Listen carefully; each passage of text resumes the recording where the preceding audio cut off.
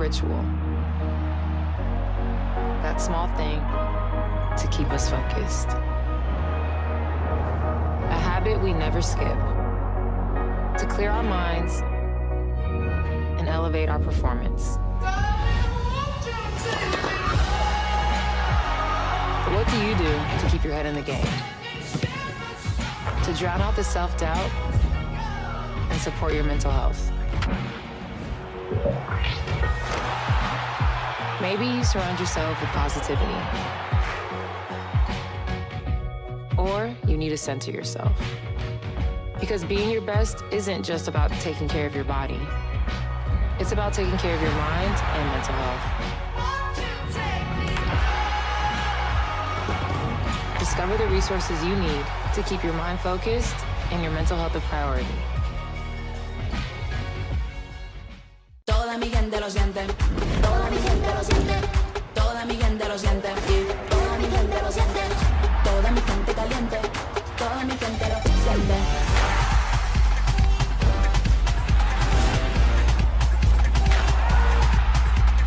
Toda mi gente suena, en la favela suena, el techo se me llena, toda mi gente lo siente. I'm Maurice. He's made it to 20. He's gone. Touchdown. They have to score here. We're getting underway.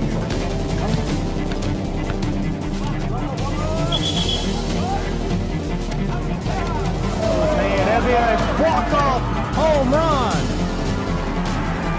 Here's a shot to the right side. This is shaping up to be a Strike right side, two.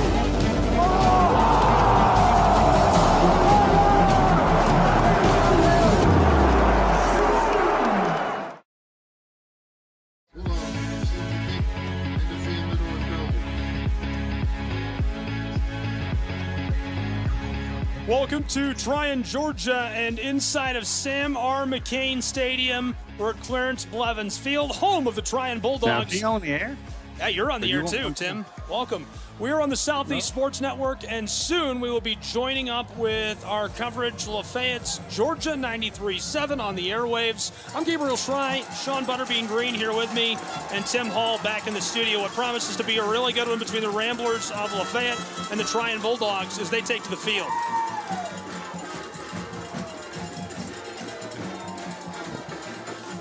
We'll be back on the radio airwaves in just 30 seconds. Butterbean, this promises to be a really, really good matchup between these two sides. A quick look, a quick overview. Lafayette is 2-1 this season, 1-1 on the road. Trion's Bulldogs 2-2, and they've only played once at home. They didn't lose that. They're 1-0 here on this field. Okay, you're on the air. Welcome back on Georgia's 93.7 and inside of Clarence Blevins Field in Sam R. McCain Stadium. Gabriel Schrei, Sean Butterbean Green for Prep Football.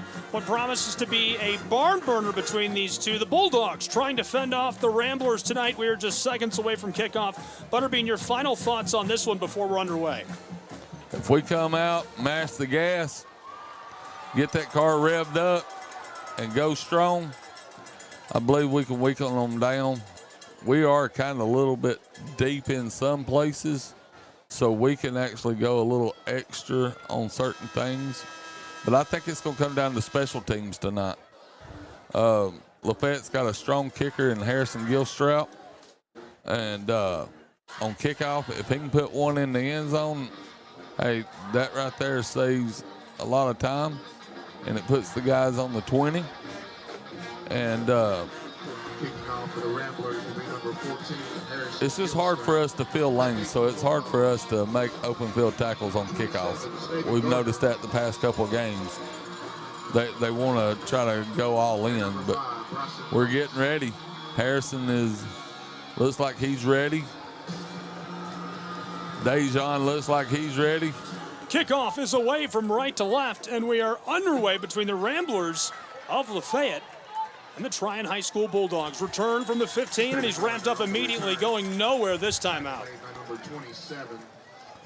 Looks like he made it to about the 21-yard line. First and 10 from the 21-yard line. Not a bad start. Obviously, you want to come up with more than that.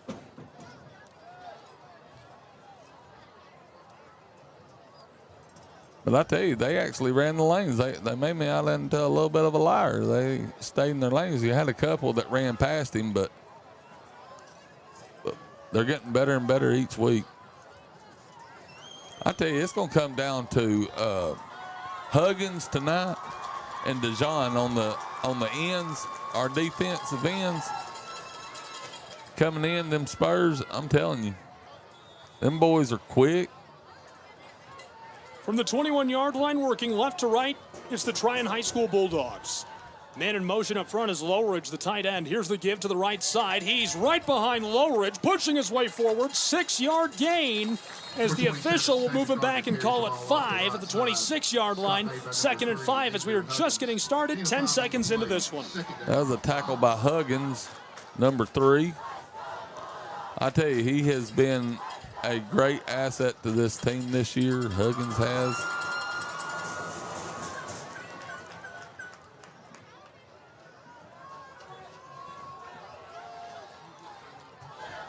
Looks like we got a 4-man front. Here's the give, right up inside and going nowhere. A short loss, if anything. 3rd down and medium. That was made by Dejon Carruthers.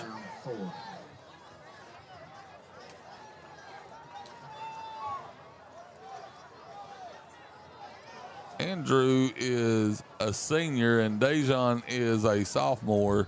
And I'm telling you, if you've ever seen that movie, Remember the Titans, they look like them two guys on that movie.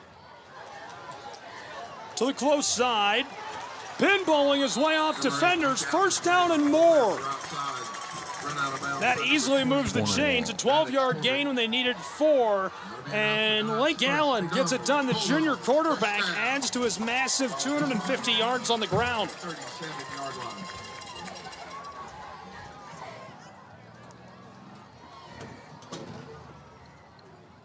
That was Tuscan Walden for the tackle there.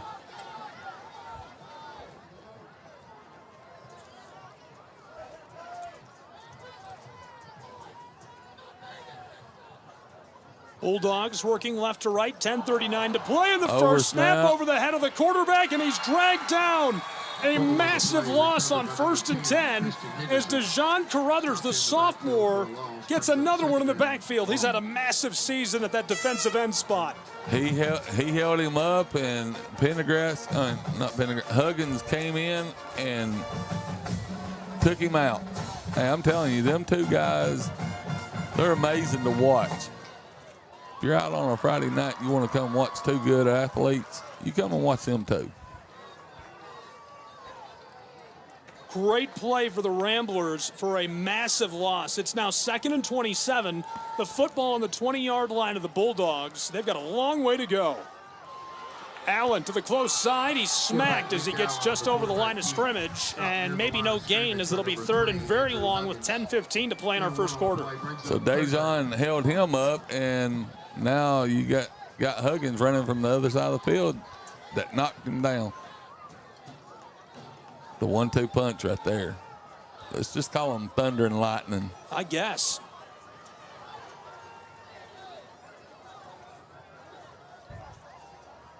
After the no gain on 2nd down, it's 3rd and very long. Clock continues to run. There's 4 out wide. 2 on either side for the Bulldogs of Trion. Man in motion is Lowridge. Allen tosses this, nearly intercepted on the screen. He was looking to go just over the top of Andrew Huggins, and he nearly hooked it in with one hand for the INT. That's our boy that was back there to rush it, Hayden English. They're going to punt it away here, but while they do, or while they get set to punt, a quick look at our player to watch for the visiting Ramblers. It is going to be Hagen English. Great force inside of the tackle box. He's got a great nose for the ball, extremely active on defense, and 27 total tackles already in 2025. Trion Bulldogs showing punt Punter standing on their own 5-yard line. Gets it away just in time from the Ramblers. Return man standing at midfield. Cleghorn lets it go. It rolls over the 45 to the 41 of Lafayette High School. They will start this drive just 59 yards away from the end zone with 9:27 to play in our first quarter. First and 10, Lafayette.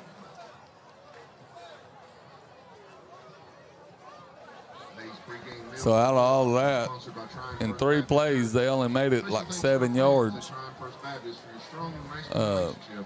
total, but that oversnapped the quarterback, went along, helped out a lot.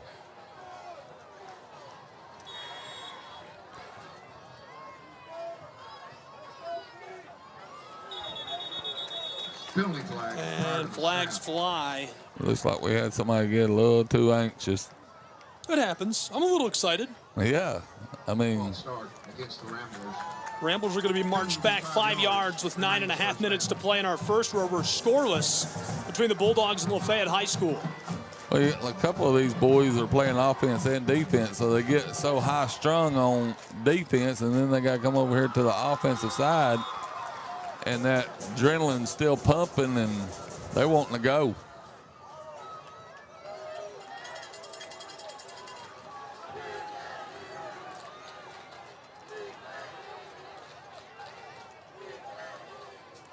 Ramblers right up inside on 1st and long. They'll get 4 yards back as they reach the 40-yard line. Tackle made by number 16, Matt Lee. Looks like that was number 27, Walden, running the ball.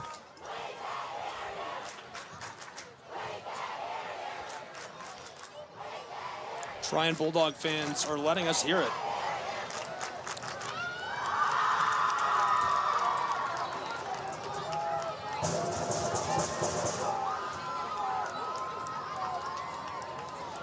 Ramblers right up inside again. Keep running, Walden young man. drives his way forward and moves the chains. A 13-yard gain on 2nd and 11. He goes all the way from the 40-yard line over the midfield stripe to the close hash marks, the 46 of the Trion Bulldogs. What a carry. Gabriel, I think I could have carried through that hole. That offensive line, man, what a hole. 75 and 56. They just made a hole for him to run through. Glad you're with us from Trion, Georgia. Prep football on the air. Here's the give to the left side. Walden again. This time he's trapped after he gets 3. Call it 2nd and 8 as the official takes a half step back. Oh, 2 steps back. Call it 2nd and 9. You know, I've gotten better about that. I used to not call that out as an announcer. And it's not like a critique, or I'm not mad about it. I'm just, they're respotting the ball, and so you got to follow it. You got to, and sometimes one ref sees one angle and another ref sees another angle, and sometimes both of them are blind. Me too. Here we go, 2nd down and long, and this one's going nowhere. Went right, stopped by the Bulldogs, and they celebrate. And we're going to talk about the Bulldogs for just a second here before we go on. The player to watch for Trion High School, Hudson Thomas, great nose to the ball, unstoppable on the defensive line, playing as a defensive end. 3 sacks, 2 fumble recoveries already this season. He is a leader on this Bulldog defense. 3rd down and 8, Ramblers. Football in the 44. They need to get it down to the 36-yard line.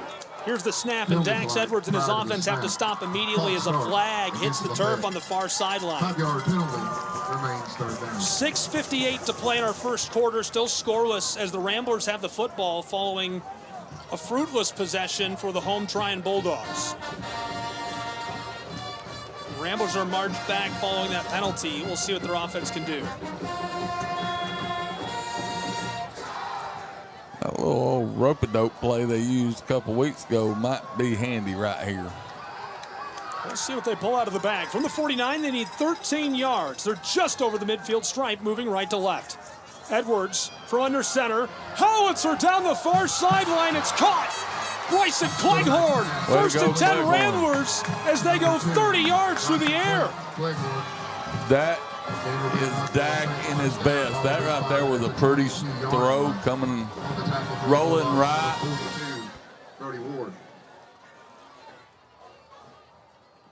Beautiful throw, Dax. What a catch. What a catch by Cleghorn. He actually had somebody hanging on him. He's been the guy. 6:24 to play in our first, this time right up the gut. And that wing T offense continues to roll. Roll, Ramblers, roll. They go forward for 6 yards. Butterbean, at this point, it's almost undeniable. Ethan Thompson has got something cooking in Lafayette, Georgia. Yeah, I think he took the slicks off the cards and put some mutters because they're doing some off-the-wall stuff tonight. Well, that big pass play did open up the middle a little bit, and then he took it right back, give it to Walden, let Walden run it. They are running that heavy front. If you notice, they've got 3 linemen on the right-hand side. Here's the give, left side, big guy, pinballs off of would-be tacklers, dragging defenders with him inside of the 10-yard line. First and goal, Lafayette High School with 5:37 to play in our first quarter. Still scoreless as Penson battles his way down into the red zone. I'm telling you, that kid on JV is amazing. And that was a good run right there tonight. He's just a sophomore too.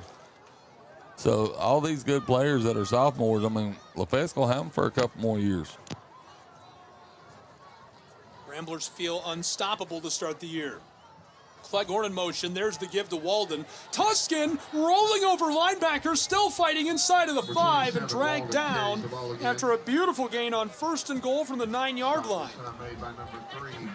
This right here would be a great time to keep running that same play, but hand it off. Because I like know it, stay with the formation and pitch it to the outside and let him go. Because Cleghorn's got the speed. We'll see what they do. Cleghorn is under center, just 3 yards from the end zone.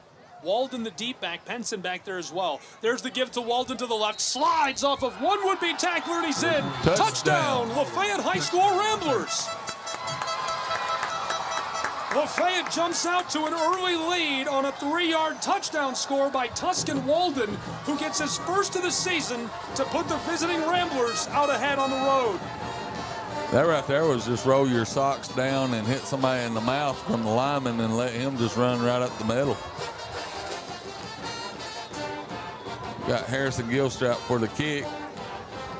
Gilstrap on for the point after try as the Ramblers now lead by 6 on the road. It got blocked right into the kicker's hands and they blew it dead. Blown dead. We're going to get blown dead as well and take a 30-second break. We'll be back with more prep football in just a moment. Don't go anywhere. It's 6-0 Ramblers with 4.5 to play in our first.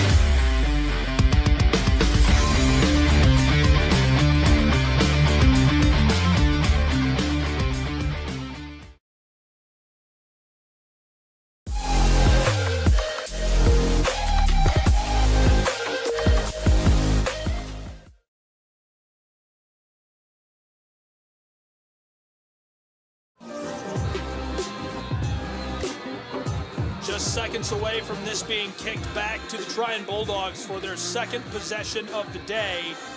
In Trion, Georgia, where it's 6-0, Lafayette High School Ramblers. And Lafayette does send this away downfield as it's going to be let go, and it rolls through the end zone for the touchback. Way to go, Harrison Gilstrap. Nice kick, son. Shout out to his grandfather, Mr. Gilstrap. He listens to us while sitting in the stands. Does he? Yes. Wow. Thank you, Mr. Gilstrap. That's amazing. He loves listening to the radio, and he sits there and watches the game and listens to us through his headphone. I'm sorry you had to hear that, Mr. Gilstrap.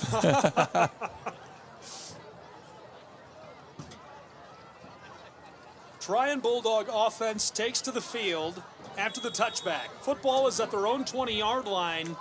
They're led on by Link Allen, who's been so efficient at quarterback this year. More on him in a moment.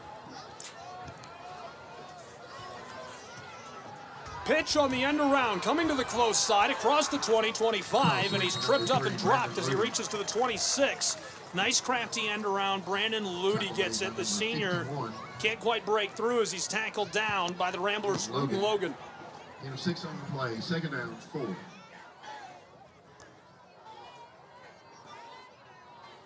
It just kills me how Bryson Cleghorn, he can be on one side of the field, and you always hear that saying, 11 hats to the ball on defense. That kid, he runs 70 yards to get to a 3-yard loss. He's great. Here's the give to the left side, tailback, pinballs off of the defense of LaFayette, and it's a box tackle. There was no way he was going to get up inside. Stopped at the line of scrimmage for no gain. It'll be 3rd down and about 4 with 3.5 to play in our first quarter.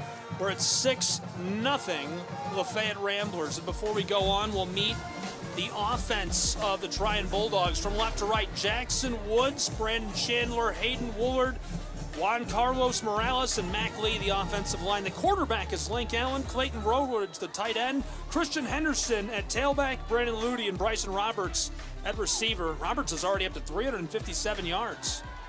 Now it's 3rd down and 4. Snap, long toss to Lowridge, who's got it, 1st down and more. 20-yard gain all the way to the 45 of their own side of the field. The Trion Bulldogs move the chains with ease with a great toss. Bulldogs, McDonald's, 1st down.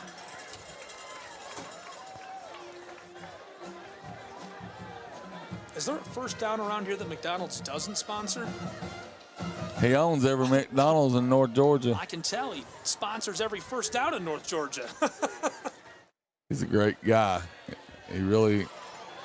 To the close side, in trouble, stopped and dropped. He got about 3 yards. They're going to mark him for 3. They wanted to give him 4. They give him 3.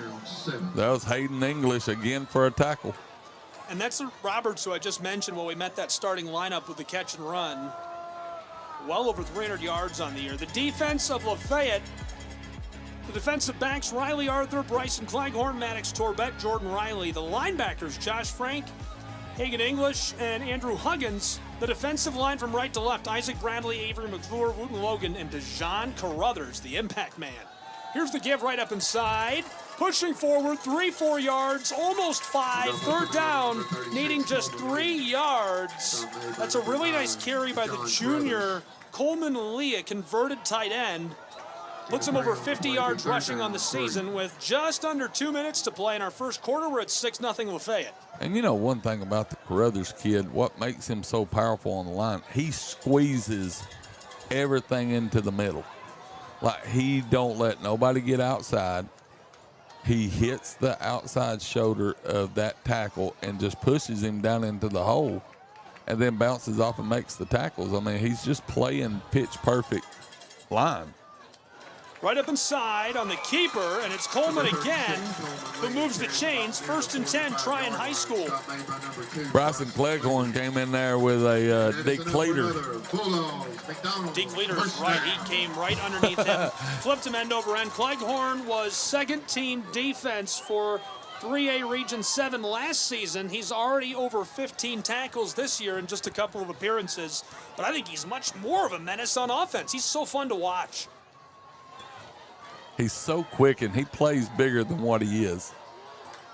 Quarterback takes the snap, wants to throw. Tosses long down the sideline, and it's dropped. He had cooked the defensive back. Bryson Roberts goes down. Got but laundry. On the far sideline, there is a flag. Got the yellow towel on the flag out there. Penalty flag. Play. Looks like Thompson it's against Trion. Yeah, I think so. It looks like they're going to take it. Ineligible receiver downfield against the Bulldogs. So the Dogs suffer the flag on 1st and 10 from the 45 of Lafayette. They're going to move him back. 50.7 seconds on the clock. 5-yard penalty remains 1st down. It's 6-0 Ramblers as we're almost done with our first quarter. So glad you're with us. Gabriel Fry, Sean Butterbean Green. Great game so far. A lot of fun between these two. I knew it'd be good, but this is a blast.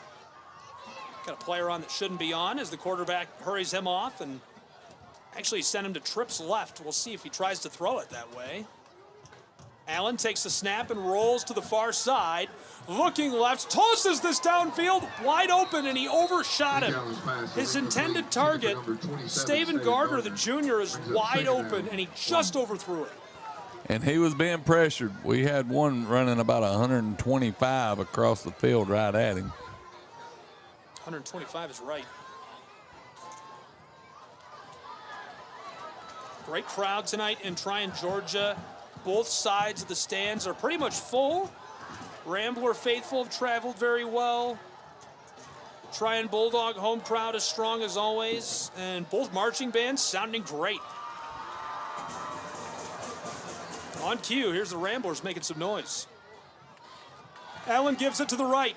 Sliding off of would-be tacklers. It's 3rd down and long as Huggins gets to him.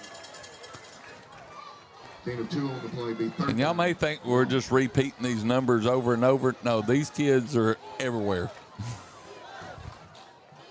It actually makes it kind of easy to call. Well, that's a pattern, you know, when you do a lot of football, pretty much at every level but the NFL. I would say maybe college football, depending on the program. It's pretty much what it's like. There's about 5 or 6 kids who are doing all the work. You know, it's like the Pareto principle. Have you ever heard that one? 80-20? Yes. 20% of society does 80% of all things. Here's the throw on the screen. Bryson Roberts almost got through. He's gone! 20-10. House call, a 48-yard touchdown to equalize us in Trion, Georgia, as the Bulldogs get it back. It's 6-all. That right there was a very crafty play. A dangerous play, but it worked to their good. He actually, y'all didn't get to see it, he rolled left and threw it back at the line of scrimmage where his running back was. Very, and there wasn't nobody there to stop him. Now for the point after try, the Trion Bulldogs to break the tie and take the lead by 1. PAT is up, away, and through. And it is 7-6 in Trion, Georgia. At the end of the first quarter, your score. That'll do it for the first quarter, 7-6. We're headed to the second quarter where the Bulldogs are leading the Ramblers by just 1 point.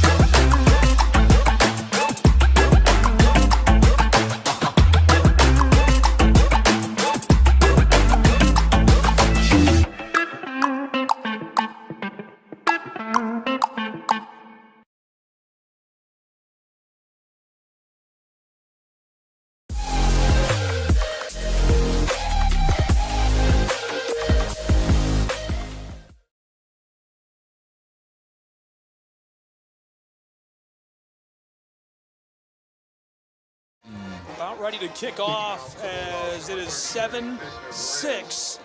Trion Bulldogs are leading the Ramblers after they hit the PAT. What a great screen it was. Allen dropped back in the pocket, kind of faded away. He was running to the left as the Bulldogs were driving left to right.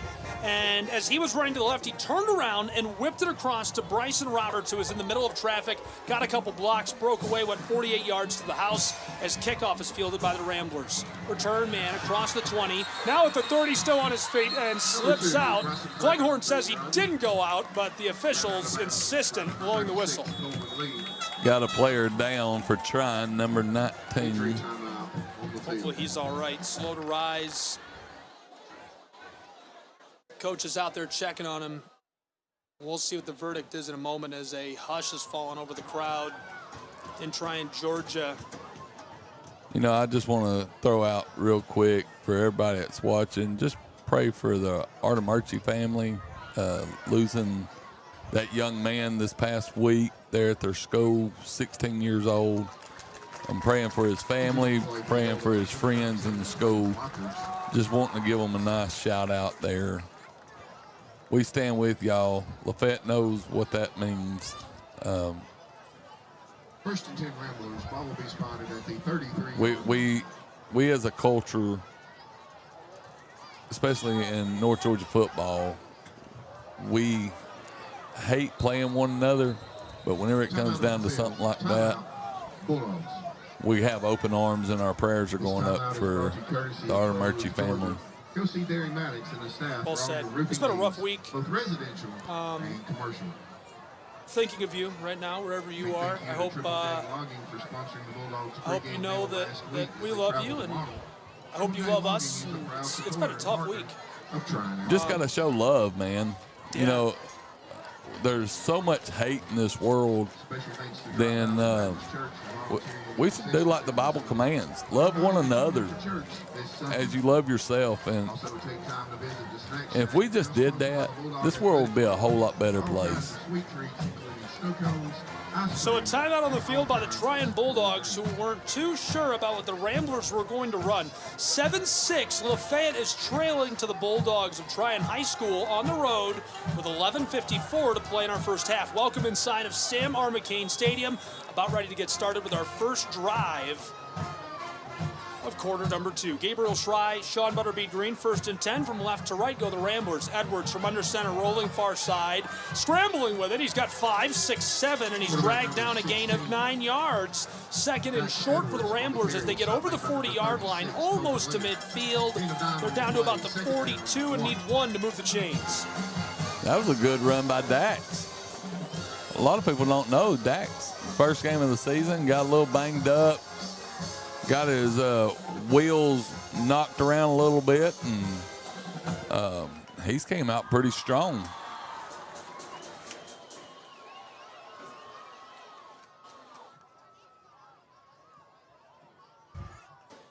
Here's the give. Cleghorn to the close side, outside hip of the right tackle, gets 7, 8 yards to the 49. 1st and 10, Lafayette High School. Sally McGinnis, thank you for watching and all that you do for the community of Walker County and Lafayette High School and for our radio program. Unbeatable. She is great. If you need some insurance, go check her out at Sally McGinnis at State Farm. Here's the snap. Give to the left side. It's Penson sliding off of would-be Keep running. tacklers. 45 beyond the midfield stripe now. 1st down and... Oh, they might spot him just shy. He went to the left to the far sideline, slipped off of would-be tackler after would-be tackler, and Penson is trapped and dropped at the 42-yard line for 9 yards. Nearly 1st and 10. He went through 5 tackles, and 3 of them was still hanging on him. Really, really nice carry by Penson. They're getting him much more involved as the season has gone on. Ramblers need 1 yard to move the chains. They're already into enemy territory at the 42-yard line. 10 minutes to play in our first half. Edwards gives it to Penson again, headed down to the sideline on the far side. 1st down and more as he flips over the 40. Fumble. Trion Bulldogs have the football. 40, 30, 20, 10. House call. Touchdown. Trion High School Bulldogs as they take it all the way back at home. Touchdown, Bulldogs. And a penalty flag on the play. And if you didn't hear the public address announcer, there is a flag down on the play. We'll see what that is in just a moment. And I think that was on the return.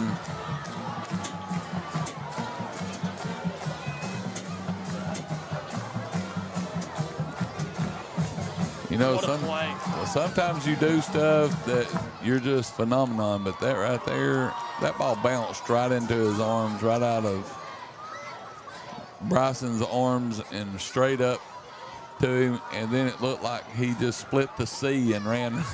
I mean, untouched all the way. The ball bounced out of Bryson's arms, into Bryson's arms, who took it to the house for the score. 9:46 to play in our first half. Quarter 2 underway in Trion, Georgia, where it's 13-6 Bulldogs, as the flag will not affect the touchdown call. I guess they're going to move it to the kickoff.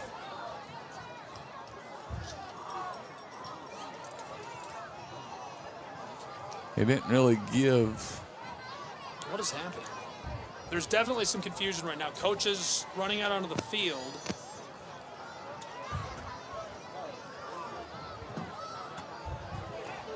So I guess they're going to leave the field goal team where they're supposed to be at, and I guess do the penalty on the kickoff. That makes sense. Yeah, you wouldn't want to do it on the PAT.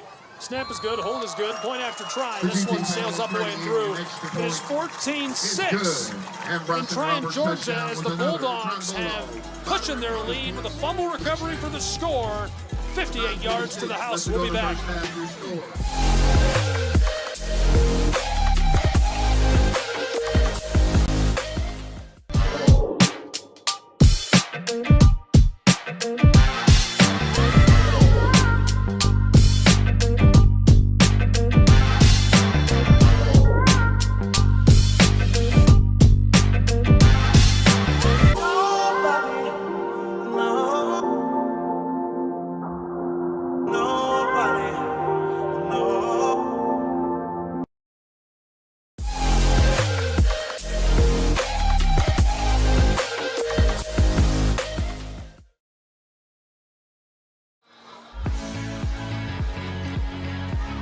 14-6, 9:46 to play still in quarter 2. So they did take it off on the kickoff.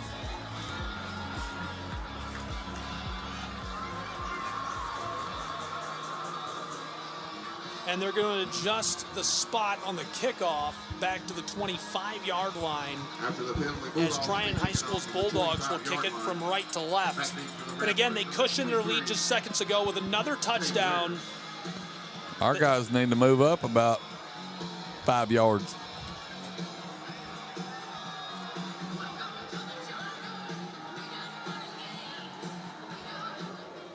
Kickoff is away. Trion rolls this back to the 30 of Lafayette. Cleghorn picks it up, running along the 35. Has a little bit of a convoy across the 40. Midfield stripe, opposing 45. He's out into the bench, thrown hard by the Trion Bulldogs. And the flag, well deserved there. You just can't do that. I didn't even get to see what happened back here. Was there a hit in the back? I'm not sure. There's flags down all over the field. Here comes our referee. We'll let you know what the call is. Standing on top of the Bulldog blue tee at center field. I don't see a flag over at the hit. That should have been a flag over there. That's what I thought the flag was on. I'm surprised there's no flag on that. Illegal block in the back on the return. And if you can't hear, that is an illegal block in the back against the Lafayette Ramblers. And the Rambler fans are booing. I didn't see anybody actually over here, because he caught it in no man's land and had to run to find blockers.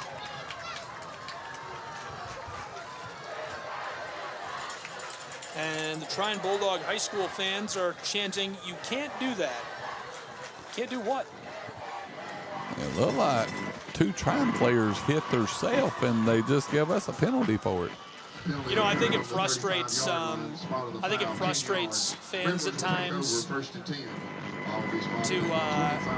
to hear me call such an unbiased game on local radio like this. I get it. I got to say, at the risk of being a little biased, that was definitely not a penalty. Here's the give to the left side, and he goes down after a gain of 3 or 4 yards. You know, I put a lot of work into trying to not be biased and not hurt the officials. Like, I don't want to run down some guy that's just trying to help high school football happen. We have an officiating shortage. But man, come on. But that was not a flag. And then they missed the big hit. That's a safety issue in my mind, right? Like, you can't let guys get thrown into the bench. That's a steel bench. And not just here at Trion, if you know where the bench is right there at the bleachers. So it happens. There's no give. Here's the give to the right side, right up the middle, 4-5 yards. The Ramblers driving forward for a nice gain. Football will move from the 28-yard line down beyond the 30 to the 33. They're moving left to right with 8:46 still to play in our first half and trailing 14-6 to the Trion High Bulldogs.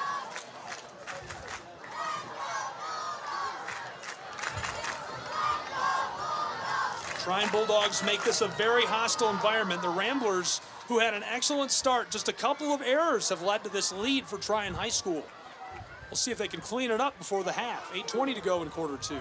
Great fake. It works on me, but not the defense. It is enough to move the chains, though. So they faked the end around to Zion, and instead, right up inside, the gain is 4 yards, 1st and 10. I thought Zion had the ball, too. That's a great fake. That's a great fake. And I was like, why is the fullback going through the middle whenever he's got the ball? And then I was like, oh, he's got the ball. So Dax did a little rope-a-dope on me. 8 minutes sharp to play in quarter two. Ramblers now from the 36-yard line at their own side of the field. In trouble, trapped, dropped, rolled over by the defensive line of the Trion Bulldogs. Great tackle. They're going to credit Hudson Thomas. He gets some help. Brody Ward coming through as well. In total, 4 tacklers on top of the ball carrier. I don't even think anybody blocked. It was like, he went to hand the ball off and bam. There was a sea of blue.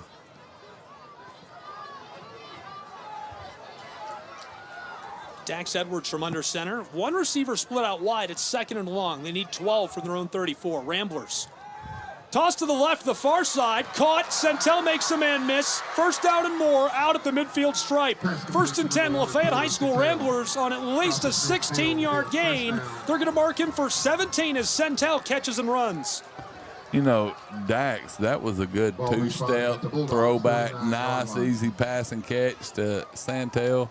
And then let just Centel do his work. There's not too many people that can guard Centel on one-on-one. He's just too quick. Every single Rambler's inside of the tackle box on the far hash marks. They're at the 49-yard line of the Bulldogs, working left to right. Here's the give on the around. Cleghorn gets a gain of 3 yards. They take a step back, so I'm going to say 2 for now. 7 minutes to play in quarter two. And number 10, Christian Anderson. 2nd and 8. 2nd down, 8. You know, I think what's interesting about this is a lot of times now you're going to see with this Wildcat offense, they're so successful on this side of the ball. Some of these plays are scripted to kind of goat the defense into doing what they want. Yeah. I mean, one play could be ran 5 different ways. Right. And every formation, you could do so many things out of it in this Wildcat, which folks at home, all that means is the players can stand in the same spots and do different things every time. Tuscan-Walden to the left side gets a couple blocks and tackled down after a gain of 7 yards. So instead of 3rd and long, it's now going to be 3rd and about 2 yards. Maybe a short 3. That's a really nice carry by Tuscan-Walden, who gets a great block on the left side of the line by Avery McClure and Kevin Patton. And I got to give it to the outside guys of Trion. They hit low. They don't try to take on the big guys. I mean, they hit them low. Man in motion, Ramblers, this time right up the middle. Pinballed and run down by the defensive line of the Bulldogs. Great hit down inside. Big number 36, Coleman Lee makes the tackle. 4th down, 1.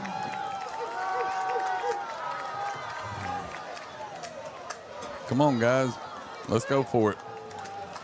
LaFayette High School needs just 1 yard to move the football in Trion, Georgia. 5:30 to play in quarter two. It's 14-6 Bulldogs.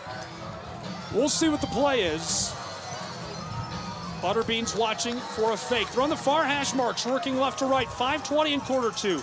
Ramblers need 2 feet to move the chains. LaFayette High School pushing forward. Edwards bounces to the outside. He's got the ball. 1st down and more. 5 yards. 10, still fighting to the sideline as they finally push him out towards the bleachers. LaFayette High School moves the chains. There's a Trion Bulldog who has ripped the helmet off of the Rambler quarterback, and they are fighting on the sidelines as a flag is tossed high into the air. Dax Edwards has his helmet pulled off. The quarterback facing a little bit of a menacing task, trying to escape the jaws of that Bulldog defense, and now the officials will come together to make the call. They missed a hit like that already on the far sideline where a Rambler was put into the cement in the bleachers. And again, I just objectively, like, I can't watch kids get pushed into cement. This is football, not beat each other up. Face mask is the call against the Bulldogs. Unnecessary roughness against Trion High School's Bulldogs. And they're going to call that against the Ramblers as well, a personal foul.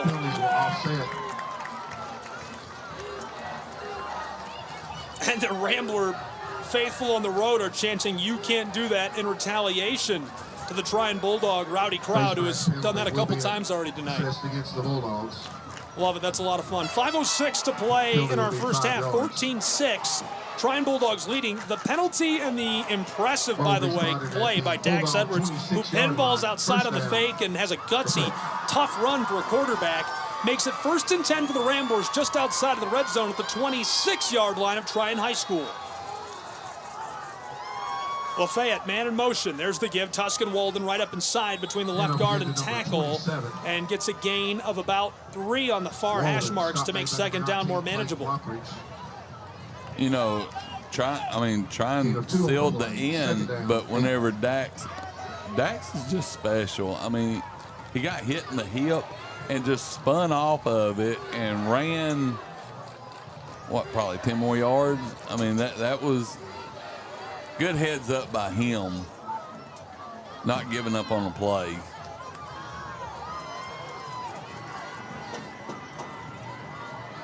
Doing everything right on the road. Ramblers, 4.5 to play in quarter 2. Dax fakes the give. It's an option. He's going to keep it. In trouble. Hudson's got him, and he's swarmed by the defense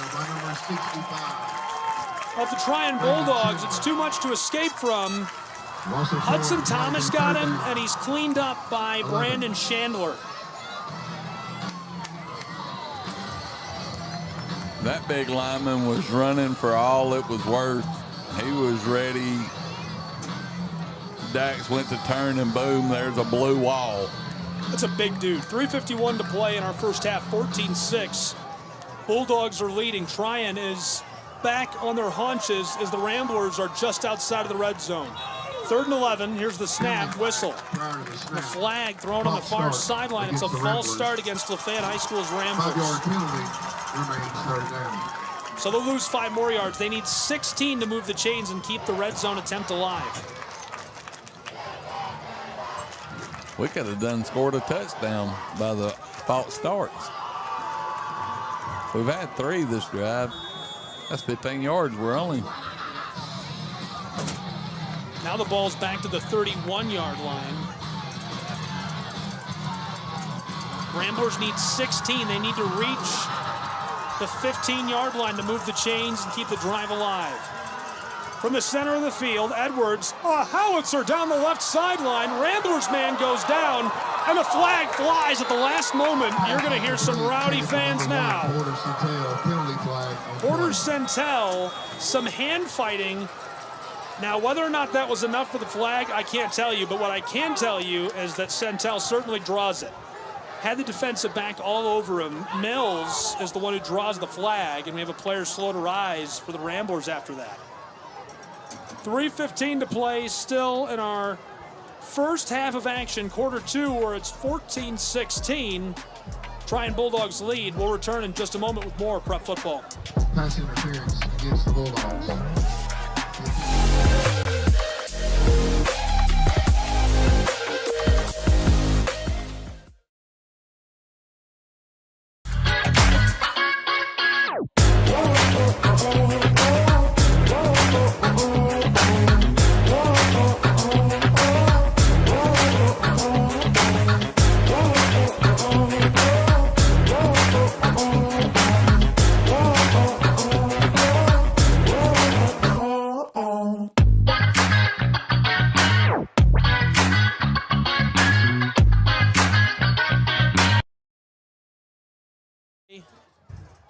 In our first half, 14-6.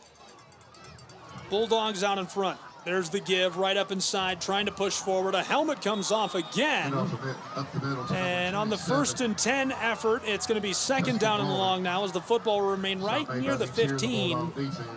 Clock should continue to run with 3 minutes to play in this first half, and a 14-6 game. Trion leads. I don't know if y'all saw that, but Dax looked to see if there was a head in the helmet. He was afraid to pick it up. Looked down at it first like. Well, the way this one has gone, there might have been. I know. There's some head knocking down there in them trenches. 2:53 to play in half one. End around. Tailback is Bryson Cleghorn to the close sideline, and he's flipped over as he tries to take it down over the 15. Really nice tackle by Trion High School, and it keeps LaFayette right near the line of scrimmage. Brings up 3rd down. I mean, they're Trion's corners, they can tackle. That's a great contained by defensive back. He broke down and just went low. That's probably the hardest thing to teach a player is to go low. 100%. I mean, because you don't want to try it in practice. 100%. Because then you hurt your own team. But if you can teach them on dummies to hit low, that's what stops outside containment. 2 minutes to play in half one. Edwards rolling to the far sideline, evades a would-be tackler, gets a block, sliding off of defenders, gets about 4 yards to make it 4th down and short. On the run, stop made by number 36. For Lafayette High School, 1 minute, 45 seconds to play in our first half. The Ramblers need 3 yards to move the chains as they're now on the far hash marks. 95 seconds and counting as the ball is spotted at the 10-yard line down in the red zone. Again, the Ramblers need a long 3 to move the chains. Clock running. Lafayette wants to use every second of this first half. Football down to the 10-yard line, and a timeout on the field taken by Trion High School's Bulldogs. A good call there indeed. We'll take a timeout with them.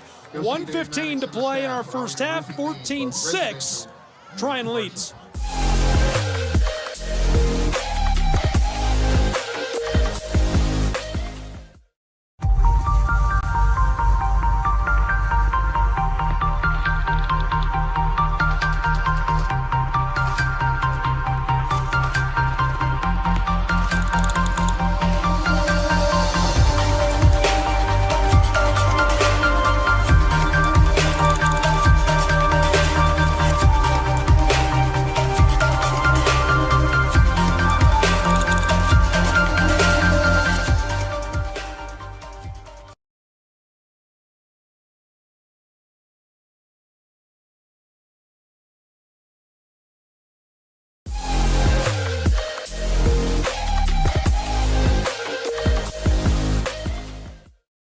Needing just 4 yards, the ball is at the 9-yard line of Trion High School. The Dogs have to find a way to stop them and carry this 14-6 lead into the halftime break.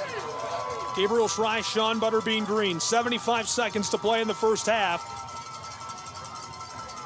Dax Edwards backs up from under center. He's in the shotgun. He's got the big guy alongside him. Edwards glances both ways, and the whistle sounds. Now the Ramblers have taken a timeout. They try to draw the Trion Bulldogs off sides. We'll take another quick 60-second break and return in just a moment with more high school football.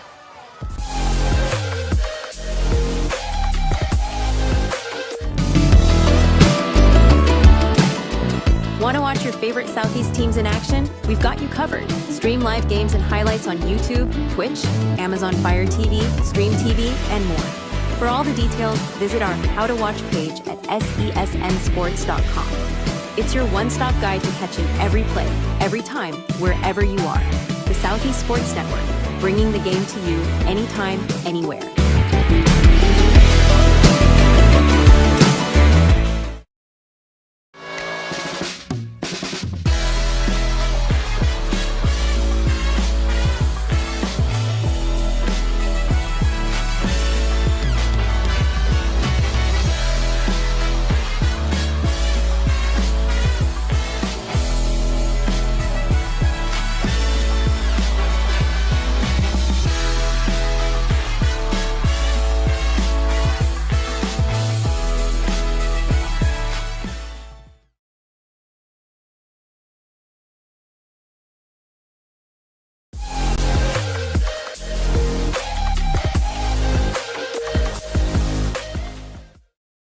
Probably not the fans and probably not us. We're not winning. Game of chess underway. 3 timeouts in a row, back to back to back. First the Bulldogs. LaFayette answers with the timeout after they can't draw Trion off sides. Now the Dogs take another timeout. 1:15 to play in our first half.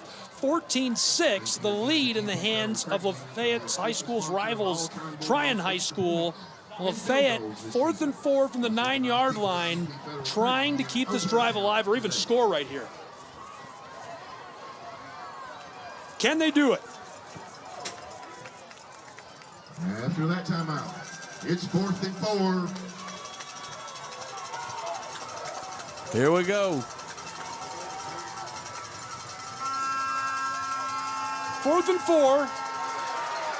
The give, end around, he's gone! Porter Centel, the trick play even worked on me!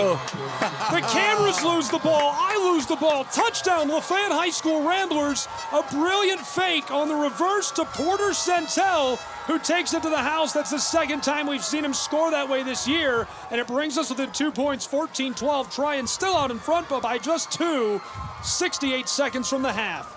Normally, Santel runs like a Corvette, but that was a Corvette with NOS in it because he flew once he got the ball on that reverse. He just saw the lights of home, and he was going there. A timeout on the field taken by the Ramblers. I'm guessing they're deciding whether or not to go for 2. We'll keep it right here. Butterbean, what do you think? Do you go for 2 in this situation? Yes. And this is why I say yes. Momentum. You just had a big, huge play. You got the testosterones down the line going and everything. Use them big guys for your advantage for this right here. And this is coming from a father that had a kicker for a son. But I just feel like the flow of the game, what we're in right now, I would go for it. Just to make up for that mishap that happened in the first quarter where the kick got blocked and everything, I would go for it. I would even do that little passing catch that he did just a little bit ago. That little half run out with a little dump down to Santel. And I like it. 68 seconds to play in our first half in a 2-point game. 14-12, the Trion Bulldogs lead. Ramblers going for 2. It's a fumble. Still want to try and convert. Edwards running, in trouble, stopped. 2 defenders get to him and roll him over. Nice little tackle made by the defense of the Trion Bulldogs. Brandon Ludy finished him off, and with 68 seconds, Trion will get the ball back with one more stab at it before we go to the halftime break. Don't go anywhere.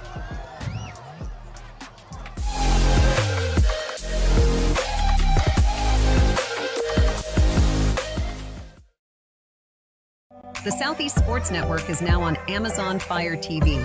Now you can download the SESN app and watch on any Amazon-enabled device, such as your Fire Stick. The easiest way to download the app is to go to our website, find the Watch SESN tab, and click Fire TV app. Then just select your device from the list. That's it. Free and easy. Enjoy watching the Southeast Sports Network on your Fire TV, Fire Stick, or Fire tablet with just a few clicks.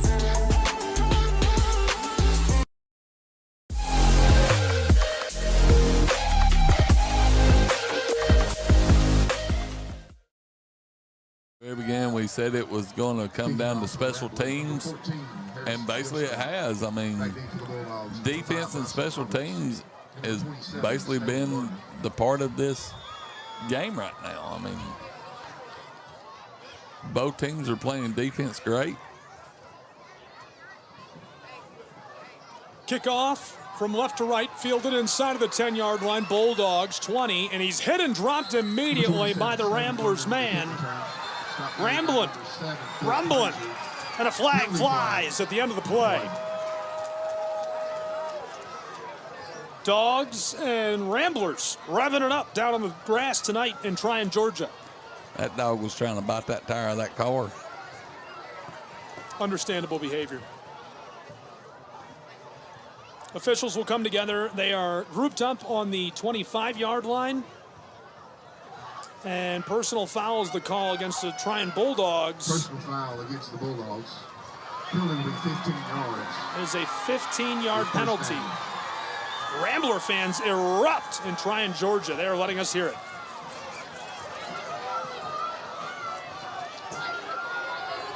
So that was against Trion, 15-yard personal foul.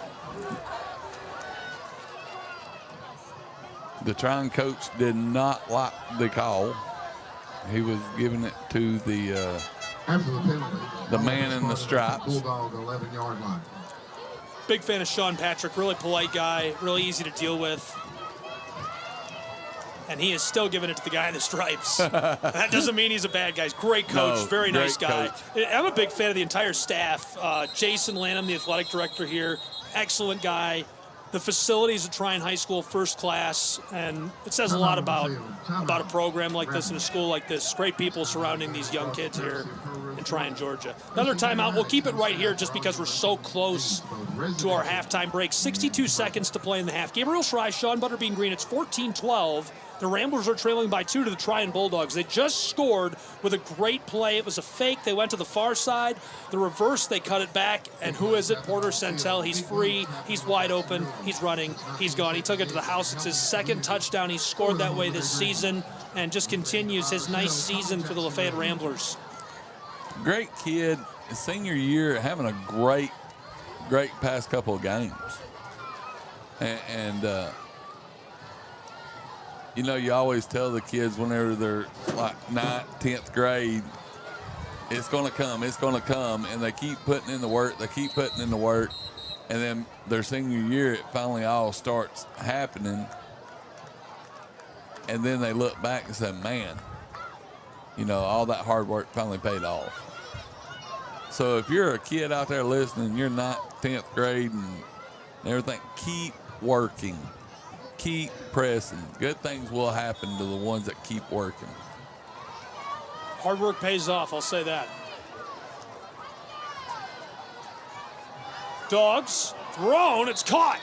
He takes the snap in the shotgun. It's 1st and 10. The pass is incomplete. The final ruling, drops back, looks left. It's almost caught by his receiver who cuts back to the ball, but it popped out as Stephen Gardner hit the ground. So instead it'll be 2nd down and 10. Following the penalty, the ball is spotted at the 11-yard line of Trion. They need to go 89 yards to the house if they want to score before the halftime break. 57 seconds to play in quarter 2.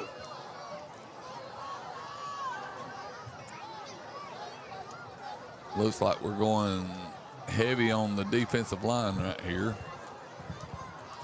Dogs quickly to the line of scrimmage. There's the snap. Keeper for the quarterback, right side, and he's dragged down after a gain of 4 yards. 3rd down and a manageable 6 yards. 50 seconds, 5-0 to play in this first half.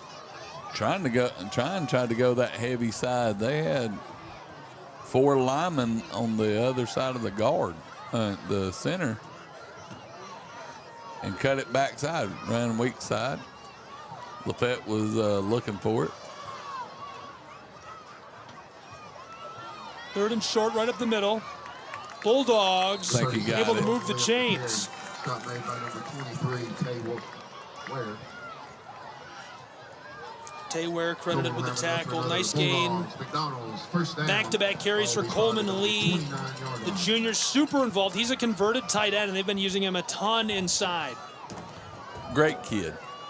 Great family. His mama cooks him on game day a smorgasbord for breakfast. And that will be the final play of the She first posted half. it on Facebook. Bulldogs 14.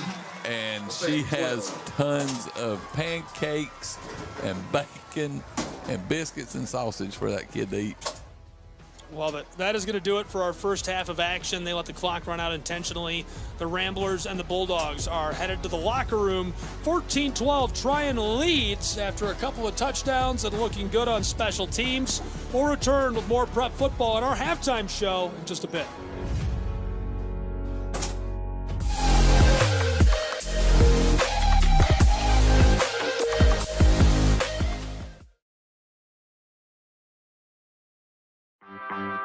My West Hollywood story is exploring the iconic boulevards, endless shopping, and beautiful galleries. Inspiration is endless in West Hollywood. The neighborhood tells stories of established and emerging artists. You will find fashion and styles from all over the world here. A California sunset is the perfect way to end our day. We will take VIP tickets to this show every night. Our vacation is just getting started.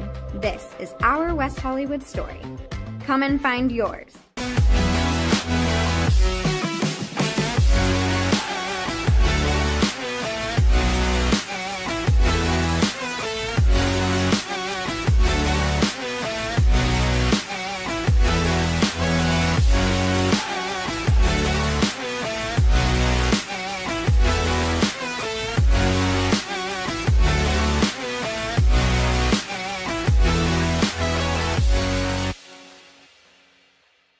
LA Galaxy belongs on the best surfaces. Whether you're the best player or the best fan, every goal, every tackle, every last-second battle, it all requires precision, performance, and passion. The LA Galaxy trust AstroTurf to provide the best surfaces, because champions deserve the best. AstroTurf, the official synthetic turf and hybrid field building partner of the LA Galaxy. My dad was a farmer. And when I saw him on a horse, the guy was bigger than life. One of the things that he had a hard time doing was showing the emotion. Maybe it was because the way he was raised, or believing that men provide and they don't struggle. But we all struggle. I want to show emotion to my kids. I want them to know when I'm happy, I want them to know when I'm sad, and I want them to see me working through things. The biggest reward I get from being a dad is watching my kids accomplish a goal, watching them light up. Nothing brings a bigger smile to my face. So I make my kids a priority. Whether it's hitting a baseball, a dance rehearsal, you name it, I'm there. They're gonna remember that they grew up loved. Be brave. Be there every day. And allow your kids to know that it's okay to struggle. That even dad doesn't know the answer sometimes, but we're gonna figure it out together. Firearms are the #1 cause of death among kids, but we know that healthcare workers can make a huge difference. This is why prevention is absolutely critical. It starts with listening to the community, leaning in on those conversations to better inform what is the approach that you want to take. You are the champions for change. You can be the catalyst for integrating firearm injury prevention strategies into your practice and really benefiting your community. Let's agree to agree that we all have a role to play in ending this crisis. In Major League Baseball, you could dream with no limits. You could become your hero, steal the show, or even start a new club. You could meet the moment and exceed the hype. You can write a new chapter of history and let your city dream again. This season, anything can happen. Everyone has a ritual, that small thing that keeps us focused. A habit we never skip to clear our minds and elevate our performance. But what do you do to keep your head in the game, to drown out the self-doubt and support your mental health? Because being your best isn't just about taking care of your body. It's about taking care of your mind and mental health. Discover the resources you need to keep your mind focused and your mental health a priority.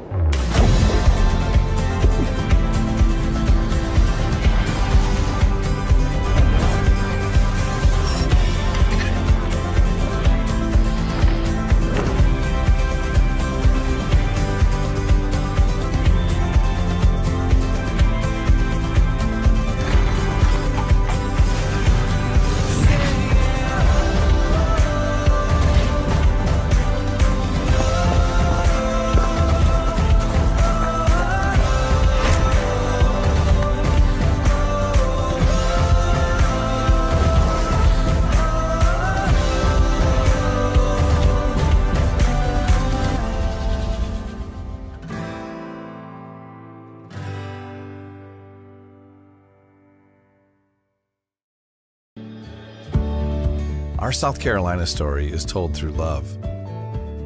We always felt the need to take a moment for ourselves, and the ocean has always drawn us closer. Charleston was such a romantic destination, with its ancient oaks and beautiful walking paths through town.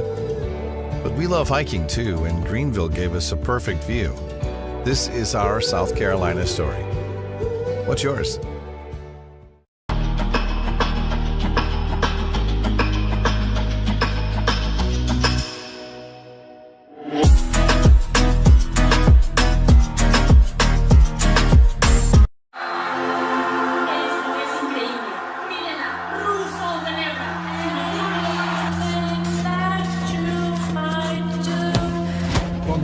Brilliant again. She just... The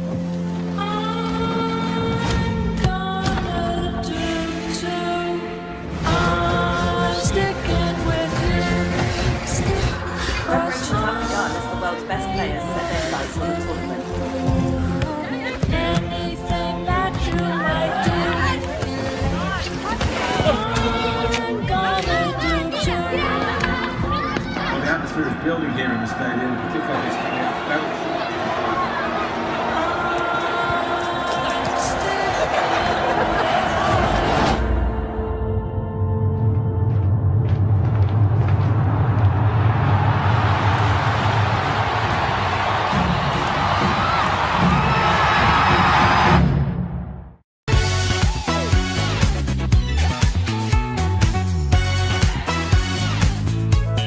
Well, it means a lot to the community. It means enhancing the community.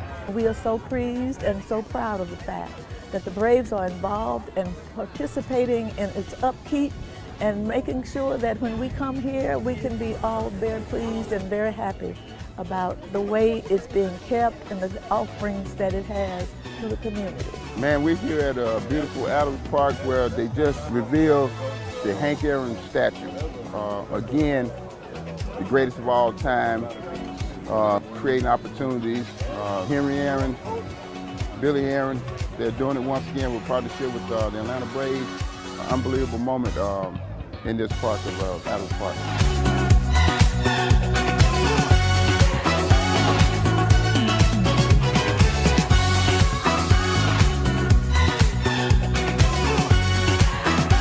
Big things for our kids, just to have the inspiration that, you know, maybe one day they can be the next Hank Aaron. So I'm really proud of what the city has done for the community.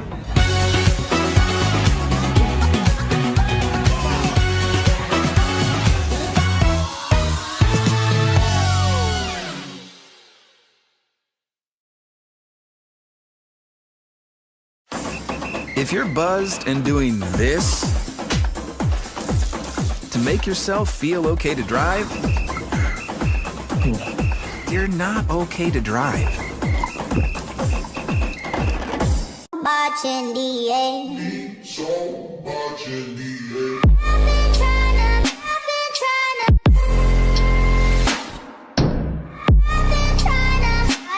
I'm scared.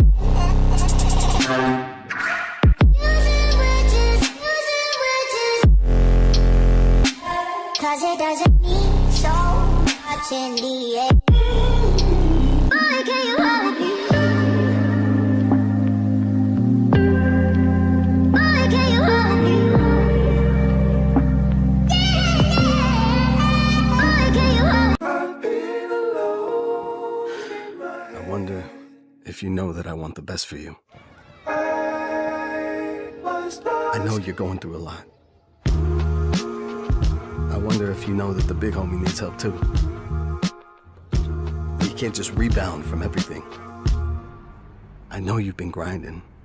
Let's go, let's go, let's go. But how long will you fight solo? I wonder if you know that we can get help. I wonder why we waited so long. I'm not wondering anymore. Love, your mind. Let's see how far we can go.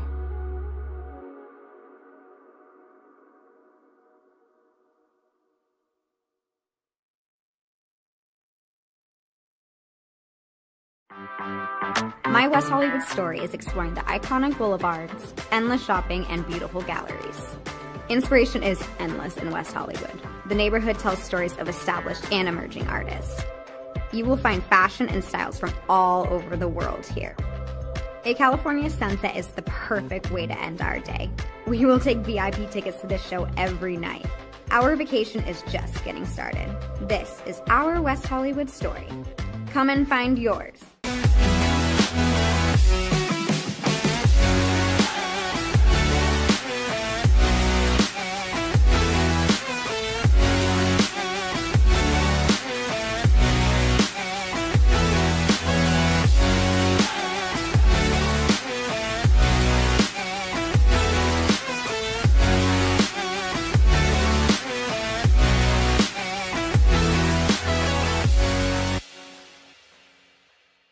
LA Galaxy belongs on the best surfaces. Whether you're the best player or the best fan, every goal, every tackle, every last-second battle, it all requires precision, performance, and passion. The LA Galaxy trust AstroTurf to provide the best surfaces, because champions deserve the best. AstroTurf, the official synthetic turf and hybrid field building partner of the LA Galaxy. My dad was a farmer. And when I saw him on a horse, the guy was bigger than life. One of the things that he had a hard time doing was showing the emotion. Maybe it was because the way he was raised, or believing that men provide and they don't struggle. But we all struggle. I want to show emotion to my kids. I want them to know when I'm happy, I want them to know when I'm sad, and I want them to see me working through things. The biggest reward I get from being a dad is watching my kids accomplish a goal, watching them light up. Nothing brings a bigger smile to my face. So I make my kids a priority. Whether it's hitting a baseball, a dance rehearsal, you name it, I'm there. They're gonna remember that they grew up loved. Be brave. Be there every day. And allow your kids to know that it's okay to struggle. That even dad doesn't know the answer sometimes, but we're gonna figure it out together. Firearms are the #1 cause of death among kids, but we know that healthcare workers can make a huge difference.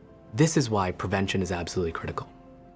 It starts with listening to the community, leaning in on those conversations to better inform what is the approach that you want to take.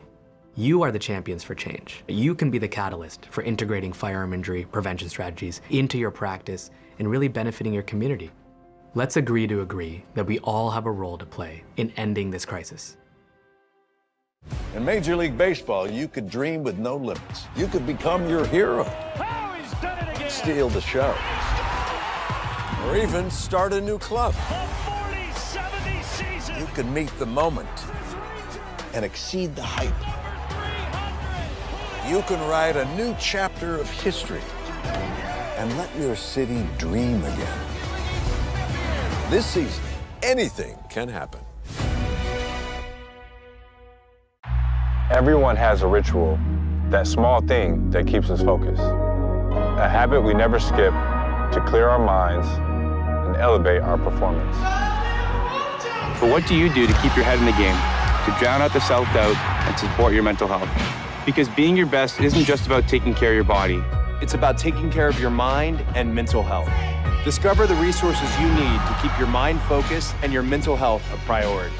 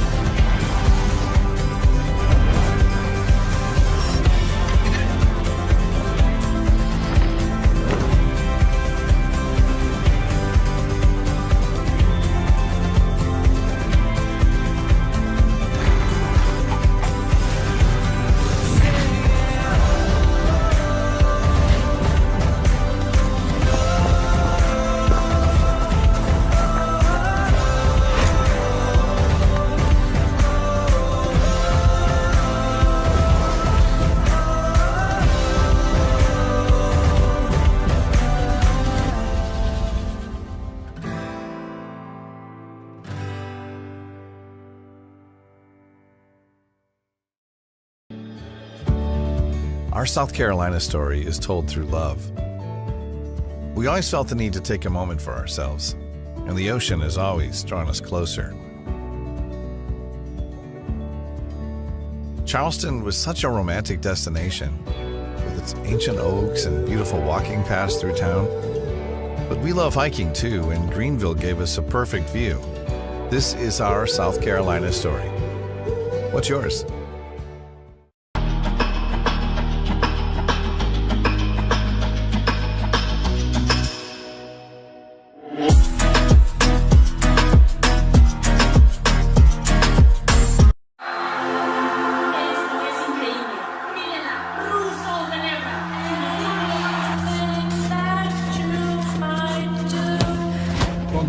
Brilliant again. She just...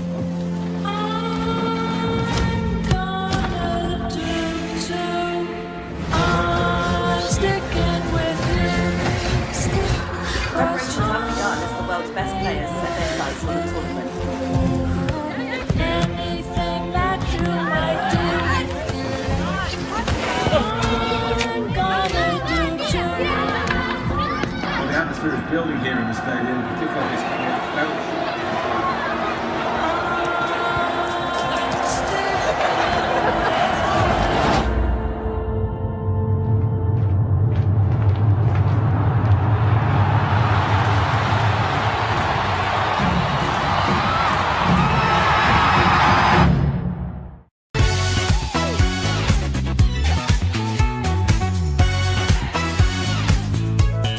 Well, it means a lot to the community. It means enhancing the community. We are so pleased and so proud of the fact that the Braves are involved and participating in its upkeep and making sure that when we come here, we can be all very pleased and very happy about the way it's being kept and the offerings that it has to the community. Man, we're here at a beautiful Adams Park where they just revealed the Hank Aaron statue. Again, the greatest of all time, creating opportunities. Henry Aaron, Billy Aaron, they're doing it once again with partnership with the Atlanta Braves. Unbelievable moment in this part of Adams Park.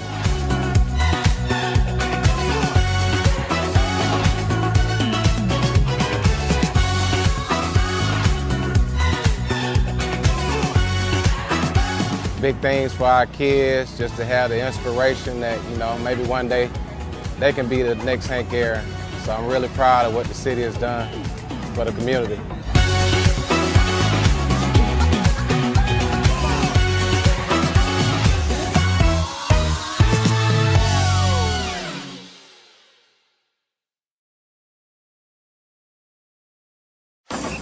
If you're buzzed and doing this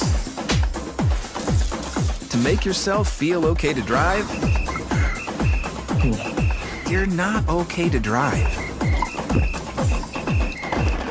Much in the air. So much in the air.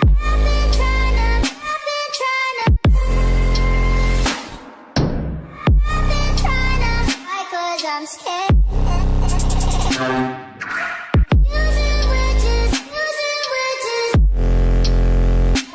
Cause it doesn't mean so much in the air. Why can't you help me? Why can't you help me? Why can't you help me? I wonder if you know that I want the best for you. I know you're going through a lot. I wonder if you know that the big homie needs help too. You can't just rebound from everything. I know you've been grinding. Let's go, let's go, let's go. But how long will you fight solo? I wonder if you know that we can get help. I wonder why we waited so long. I'm not wondering anymore. Love, your mind. Let's see how far we can go.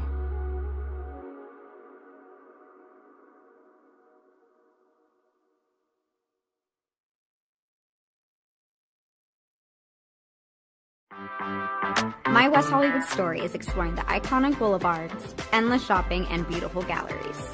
Inspiration is endless in West Hollywood. The neighborhood tells stories of established and emerging artists.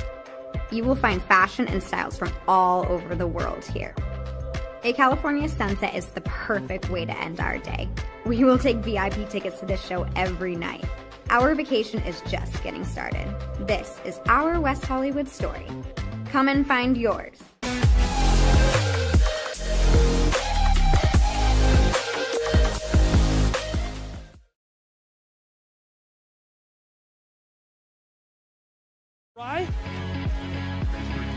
Sean Butterbean Green bringing you all the action. And I'm Gabriel Schrei. This promises to be a really exciting second half of action. Our first half was electric. It opened up with a Ramblers score and then a pair of scores in response from the Trion Bulldogs. They scored one on Big O, looked great, got by the Rambler defense. Then a scoop and score from 58 yards out for Bryson Roberts gave them a 14-6 lead. The Ramblers have a long clock grinding drive all the way down the field and punch it in just seconds before the first half ends. And of course, Trion doesn't do anything with that last 57 seconds. They just kind of let it run out and go to the locker room. Second half ready to go. We're about to kick off from right to left. The Trion Bulldogs will send it to the Ramblers to start this second half as it's 14-12 after one half of play. The lead still in the hands of the Trion High School Bulldogs. And we're off. There's the 0-0 ready. 12 minutes. Big shout out to Zach Cleghorn. Thank you for listening to us, Zach. Second half is underway. Bobbled loose. Trion Bulldogs out of the ball. Scrambling for it. Trion High School has the football. Trion High School gets the football back to start the second half. Bulldogs will have it first and 10 inside the Rambler 20-yard line. Man. He was trying to run before he had it in his hands. Shake it off, fella. Shake it off. That's crisis in real time. LaFayette comes out after probably one of the best first halves we've seen them play in a very, very long time. Did everything right save for those two big mistakes. And just like that, washing it away to open the second half. We'll see if they can right the ship.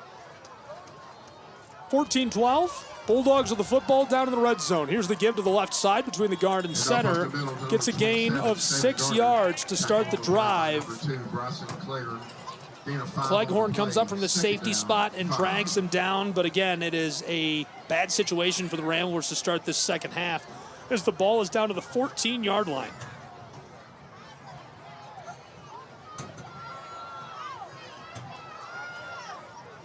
In the backfield alongside Allen, Staven Gardner.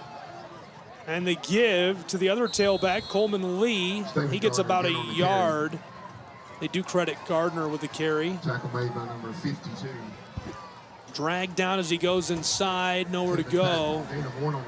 Third down. Patton gets him. 1 minute gone already in our third quarter as it's 14-12, 2-point game. Bulldogs lead, they've got the ball. It's 3rd down and 4 from the 13-yard line of LaFayette. Threatening to extend that lead even further.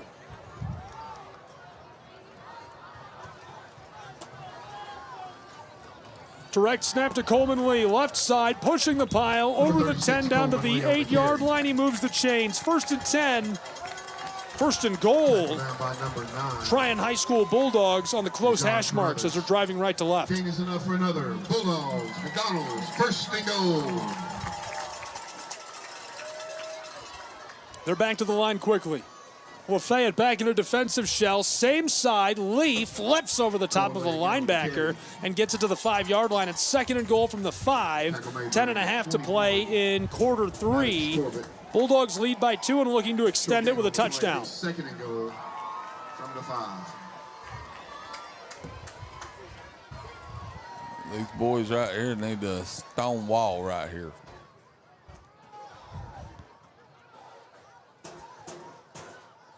And I may be showing my age from the movie I just stated that from.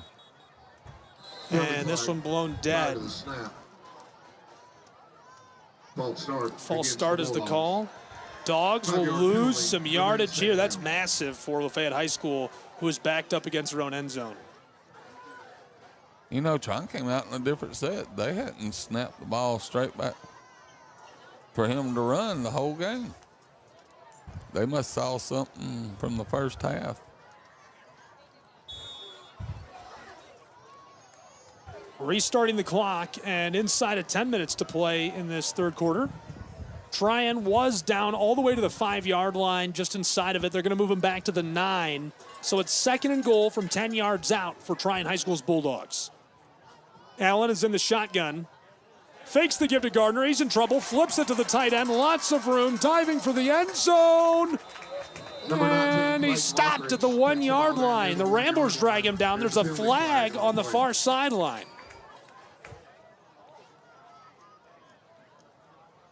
False start against the Bulldogs. The Dogs lose 5 more yards. Legal procedure against the Bulldogs. 5-yard penalty. Scratch that. You heard the public address announcer correct that. Instead of a false start, illegal procedure is the call. And so the ball is going to be moved back even further. They were on the 9-yard line.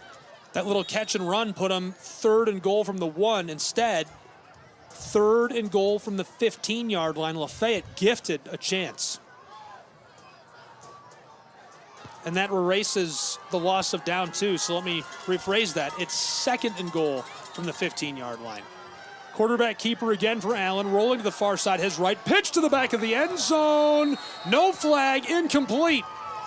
He rolled to the right, threw it to the right corner of the end zone. There's a little bit of hand fighting between the receiver and defensive back of Lafayette, and all over him is the DB right there who makes the big play, Tay Ware. And I think that he was supposed to go outside, and he went inside, and that was great by Tay Ware because he made him go inside. He wasn't going to let him have that outside. Allen's hurrying back to the line of scrimmage. He's got Kurt Hambright with him in the backfield. The football on the 15-yard line, 3rd and goal with 9 minutes, 8 seconds to play in the third quarter, 14-12. Got trips outside. Trips right for Trion. Now 4 receivers split out wide. Hambright, the close receiver. Allen rolling far side, heads right, throws it back to the left, and it's caught, intercepted. Taken away by the Ramblers. 5, 10, 15. He's hit and stopped. 1st and 10, Lafayette High School, as they get the INT and prevent the score for the Trion Bulldogs in the red zone. What a turnover for Lafayette High School. I'm thinking that was Walden for the interception, wasn't it? 27. Man, got our linebackers back there cutting off them small passes. A dog of a play in the secondary. We needed that. That was a play we needed.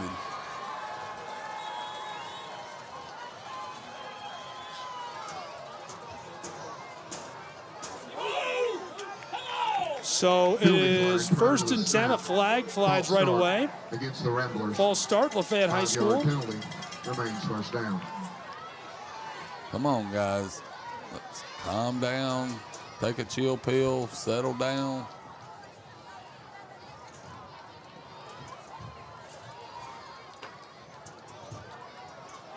Just under 9 minutes to play in quarter 3, where it's a 2-point game. The Trion Bulldogs leading the Ramblers. They just got an INT in the red zone. Most significant interception I can remember in the last 4 seasons. Yes. They are 2-1, off to one of the best starts in the last decade, maybe 2 for this program. 1st and long, there's the give, big guy. Pinballs his way through the right side of the line. Ethan Lynch running down would-be tacklers. Gets a couple back. Good blocking on the right side of the line by Brody Sane and Isaac Bradley, the guard and tackle.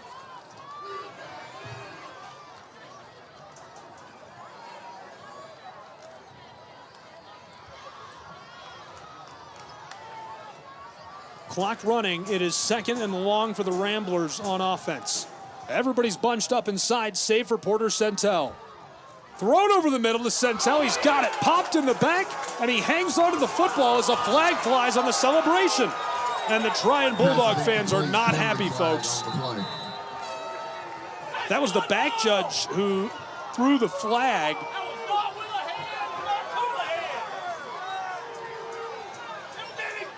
Butterbean, what do you think? Is that a good flag? Actually, according to what he's calling, he didn't hit him with a helmet. He hit him with his hands in his back. That's what I'm seeing. I don't know what he's wanting to call. Personal foul is the call. Do you think that's a personal foul? I have to disagree. He popped him real good, but that looks like a clean hit to me. Yeah, I mean, I'm with you on that. It wasn't in the head area. It wasn't a fatality blow. It was just a push in the back while he was in the air. You could say he's defenseless, but here's the give to the left side, outside hip of the left tackle, driving, pulling defenders with him, and he moves the chains. 11 yards. Javen was running like a man. First and 10, LaFayette. Ball will be spotted at the 39. He probably drug him 6 yards. Unreal. Williams goes right down the throat of the Bulldogs defense with 8:10 to play in quarter 3 and makes it a 1st and 10 with an 11-yard carry. The football now all the way down to the 39-yard line of Lafayette High School as they're driving left to right and threatening to take the lead back. I think that's actually his first carry of the game. It is. It's the first time he's touched the ball, and he's been great this year. He's been doing a lot of great blocking. He's been going out lead blocking for Bryson and them, but fakes the give. Edwards gives it to Williams again. Outside bounce, sideline. Pushing for first down yardage as he's shoved out really close to the line to gain. So the close official had him at the midfield stripe. He's going to step back 2 yards to the 48, and that means they'll need 1 to move it. It'll be 2nd and 1 from the 48. They need the 49-yard line to move the chains. I'm just calling it like I see it. Don't give me that look. Oh, it looked like you saw where he was. You saw him move. Yeah. I'm just saying what I see. I don't know what he saw, but I saw he was past the 50 before he stepped out. But hey, 2nd down and 1 from the 48. They need the 49 to their own side of the field. Ramblers from the far hash marks. Snap, quarterback, dropping back, throws. Caught Williams, midfield stripe. Stays on his feet, evades a tackle. 40, 35, 30, 25. Stiff arm, dragging the defender with him into the red zone. Ramblers revving it up on the road with 7:28 to play in the 3rd quarter. They're into the red zone. That was a good fundamental play by Dax. Ball will be spotted at the 15-yard line. First down. Great run after he caught it. How about number 5? Yeah, don't be the dump catch there, the dump pass. Williams gets 40 yards with his feet. Because that's an incredible run. Because if you really think about it, most high school quarterbacks would have tucked it and ran. But Dax sat there and waited till it opened up.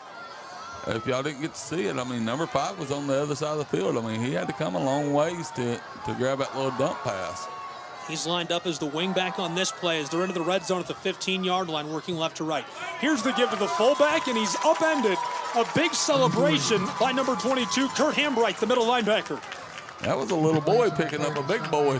That is a big boy. No gain on the play, be 2nd down. Not a bad play. You can afford to lose one there. Ethan Lynch, the junior, gets upended. That is a big dude, and they have fed him the rock inside between those guards over and over this season. I'm telling you, he's probably from waist up. That kid he is built. That's a hog. That's a big dude. Yeah. 6:52 to play in quarter 3. 14-12, the lead in the hands of the Bulldogs. They're backed up against their own end zone as Lafayette is deep into the red zone at the 15, 2nd and 10. Fakes the give. Edwards rolling to the left. Tossed for the end zone, and it's caught. Touchdown, Lafayette High School Ramblers. Sliding to grab the ball is Porter Santel, who scores his 2nd of the day and puts Lafayette in the lead. What a beautiful throw. What a beautiful catch. Not many of y'all could go out there and throw a dime like that right there. Corner of the end zone. 2 people, and he only put it where his wide receiver could catch it. How about the offense of Lafayette High School? Not just tonight, so far this season. They are new, improved, and looking good. 6.5 minutes to play in quarter 3. The Ramblers lead 18-14. Now the point after try. Snap and hold are good. This one sails up, away, and between the uprights. Yes. Harrison makes it 19-14 with 6.5 to play in our 3rd quarter. The Trion Bulldogs are about to get the football back. Don't go anywhere. Prep football will return in just a moment from Trion, Georgia.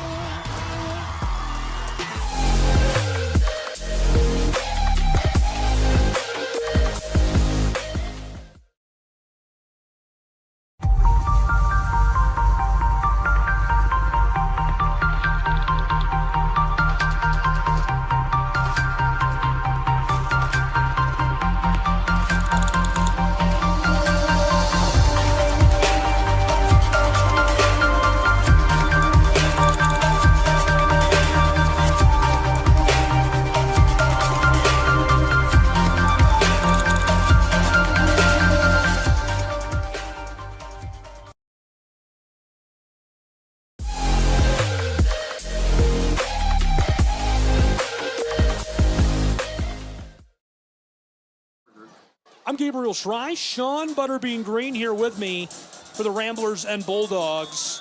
LaFayette has just scored and taken the lead back by 5 points with 6.5 to play in quarter three. This one is going to be booted from left to right down to the Bulldogs. They're going to return it from inside of the 10 across the 20-25 out to the 30. Spin move, he's dragged down. Nice return to start the drive. So they'll have decent field position from the 30. They'll need to go 70 yards to the end zone to get the lead back from LaFayette High School.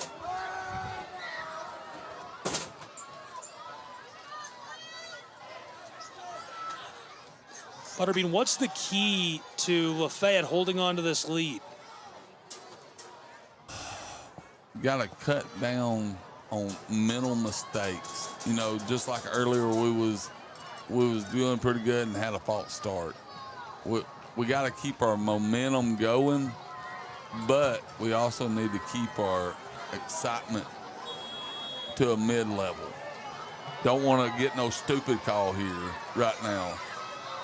From right to left, the Trion Bulldogs, the very center of the field at their own 30-yard line. High snap given, tailback stopped for a loss. Lee is dragged down in the backfield. A great play, and we've seen him all night and all season. Andrew Huggins entered today with 20 tackles, 5 for a loss, a bunch of quarterback hurries. He's got a pass deflection, and here again he makes the big play for the loss. 2 yards off the chart already. That kid is just playing out of his skin right now. Really, really talented on the defensive side of the ball. Trion Bulldogs have to spark something here with the way LaFayette eats clock. The way our defense is playing, you can give every one of them a cape to be Superman. Lane Callan, the junior quarterback, is going to keep it himself. Headed to the far sideline, down the 25. Hit and dropped in the backfield for a loss again. LaFayette swarms him, 4 defenders on top of him. The play made primarily by Deshaun Carruthers, the first to him. The sophomore gets a hold of Jersey and takes him down. Number 9 with the play. That's a bad man over there on that side. You know, him and Huggins, they're actually bouncing back and forth. So I think one is playing strong side, one's playing weak side. Which one's the weak side? I don't know. Neither one of them's weak. You try to run away from one, you hit the other, and so far it's working. 5 minutes sharp left to play in quarter three between the Ramblers and Bulldogs. Here's Trion High School. On 3rd and 17 from their own 24. Pitched across. Bryson Roberts is tackled down again by the Ramblers. Bryson Cleghorn is right there. Following him closely is Tay Ware for the tackle. These two keep it rolling and rev it up for the Ramblers. It's a 4th and 20. The football back to the 22-yard line of Trion High. So we could actually put them two together and put them as Batman and Robin. No kidding. Trion's Bulldogs are going to punt it away. And I think that's a great decision based on the amount of time left and their position on the field. Their defense cannot allow a score here. A long, grinding drive by the Ramblers would be catastrophic. Ramblers are watching for a fake. Everybody's moving. 2 receivers split out wide for what looks like it could be a fake on the punt. Snap back to the punter. He gets it away. Narrowly tipped. Return man. Bryson Cleghorn lets it go over the 45. Rolling to the 40. Stops at the 41-yard line. LaFayette will take over on this drive with 4 minutes exactly to play in the third quarter. Leading by 5. 19-14, just 59 yards away from the end zone. Go see Chris, the Henderson. That is huge. For all your tractor and mower needs. That is. Sports is a proud supporter of Trion Athletics. I think the officials have done a really nice job here tonight, save for a few missed calls. And I just want to remind you that you can join the officiating crew yourself. GHSA.org. Sign up to become an official. You get paid. You get to hang out. It's a great way to stay in shape. And if you love sports and you love seeing kids get outside and get active, it's a great way to, A, give back to the sport that you love, and B, you can get out there and make sure that sport continues to be played in your own state, in your own backyard. Super important that we get officials and that officials are available for these contests, and there's a shortage of them. This is my way of giving back to the sports that I love, right? I come out and I broadcast it, and I keep it positive, and I talk about how great it is. And, you know, I love seeing the guys do well. I love seeing the kids play, whether it's girls basketball or tennis or baseball in the spring or high school football in the fall. It's my way of giving back, and I love being out here for it. Wish there was a way that we could do golf. Oh, we can. We can do golf. We do some golf. Golf is so fun to watch. I don't know who's at Especially point, but you call them, tell them we're coming. Here's the give on the end around the wingback, sliding between the right guard and center, and he gets 3 yards to start the drive. Ball goes from the 41. They're going to give him 4 to the 40. Make it a medium yardage situation on second down for the Ramblers, who are still in the very center of the field.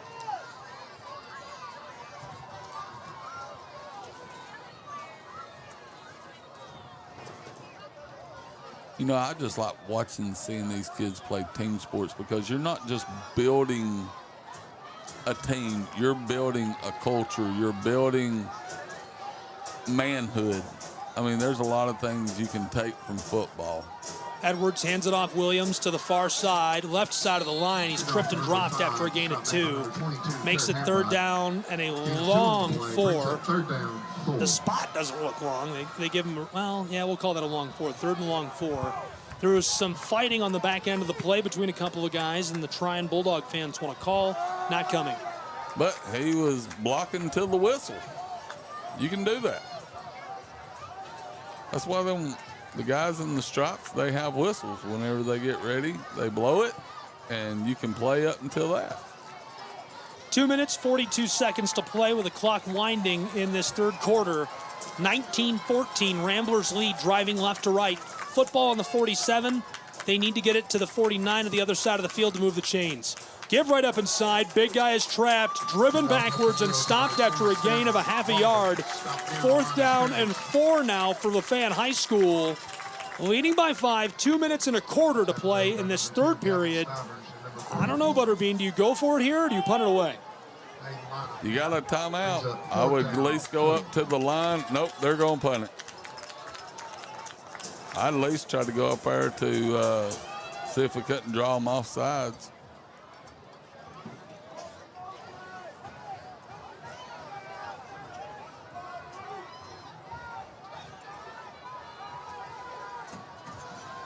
Fourth down and 4. Up back, motions across. It's a keeper. Williams. First down and more across the midfield stripe. The 40 still on his feet, spinning over the 35. It looks like the ball came out. Trion Bulldog fans say they've got it. No, it doesn't look like it by the pile. It bounced right back up into his arms, and he's coming off hobbling. Williams with an incredible play on the fake. He moves the chains. It's 1st and 10 for LaFayette High School as he goes from their own 47-yard line to the opposing 30. It's always great whenever your punter's also one of the fastest kids on your team. It doesn't hurt. It doesn't hurt when you run a fake if your punter can drag defenders with him and make them look pitiful. It's like Pat McAfee. That's the dog. That's the dog right there. 1:22 left to play in quarter 3. Clock winding. Ramblers end around to Penson. Big guy, wingback, left side, outside hip of the left tackle. Driving forward, 5 yards more to the sideline. 6, maybe 7. Referee still shuffling towards the line to gain. Nice gain. Goes from the 30. The close officials got him at the 25, and the far official will step back there as well. Maybe the 26, very close to the 25. Inside of a minute to play in the third quarter. Ramblers working from the far hash marks, going left to right, leading by 5.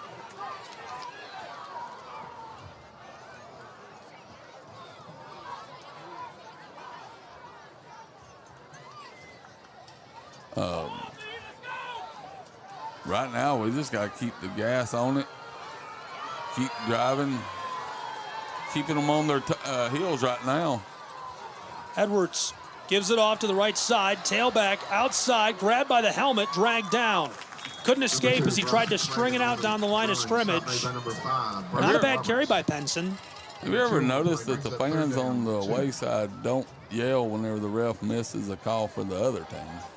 You know, that's very observant. I did notice that. I mean, he did grab his helmet and put his hand halfway through his face mask, but nobody yelled for that. And that is the end of quarter number 3 in Trion, Georgia, where the Ramblers are leading the Bulldogs by 5, 19-14. We'll return with more prep football action and your final quarter in just a moment. Don't go anywhere.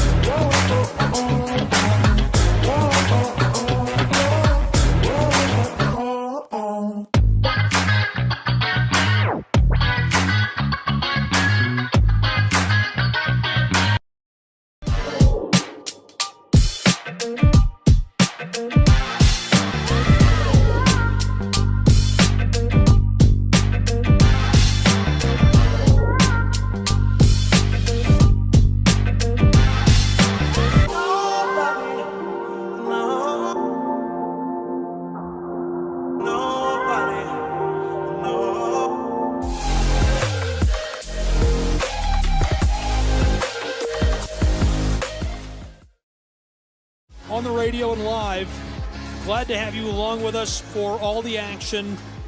In Trion, Georgia, the Bulldogs playing host to the LaFayette Ramblers, and it is a 5-point game. The Ramblers leading Trion High School as we enter the final quarter. Here's the give, and stopped right away. The Ramblers, it was 3rd and 2 from the 22. Not able to move the chains, so it's 4th down on the cusp of the red zone. First of all, you're killing clock. I think you just go for it here. The Ramblers haven't moved their offense. They're going for it. Yes. Go for it.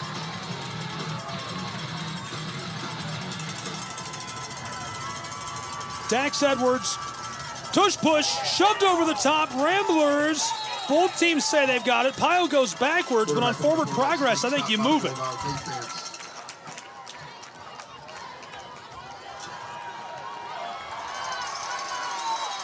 Yes, chains will move. He was over, forward progress. That's an easy call. 20-yard line.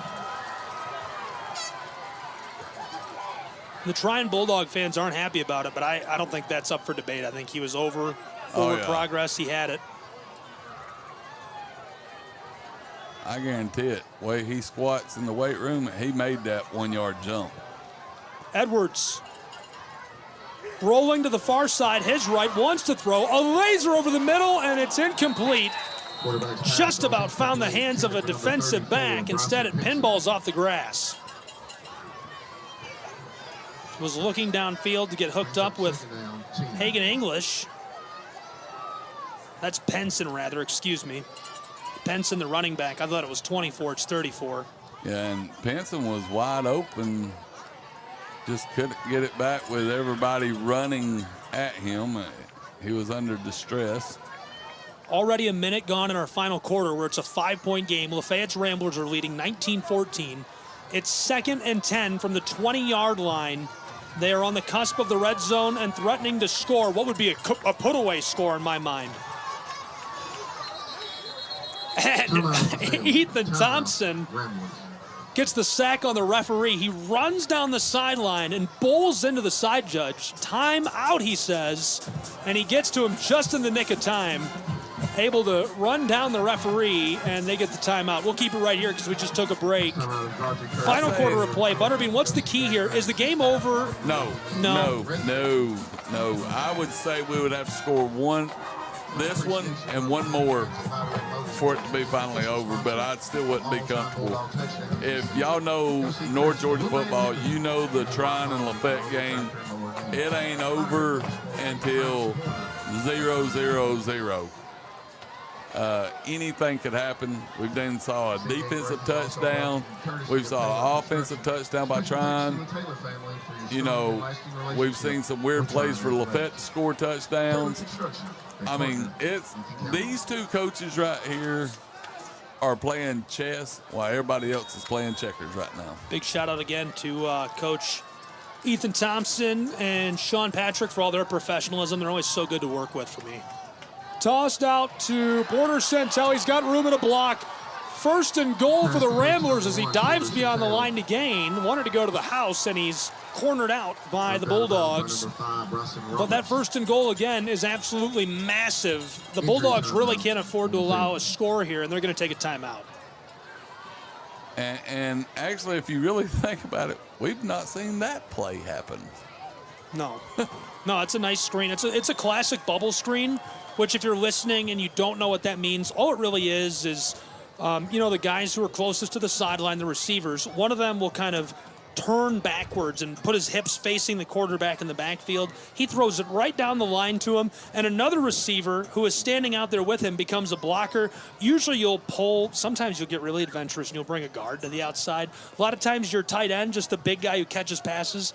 If you don't know, that's Travis Kelsey to our listeners who don't know what a tight end is. Yes. They'll run out there and they'll block for him, and maybe you send a wingback or a tailback out there to block as well. This time the bubble screen works to perfection. Porter Centel catches the ball, turns his right foot upfield, and he's got blocks all in front of him, able to move the chains and make it first and goal for the Ramblers of Lafayette High School. And really, we had the best blocker out there. Number 2, Cleghorn, ran out there and made the block.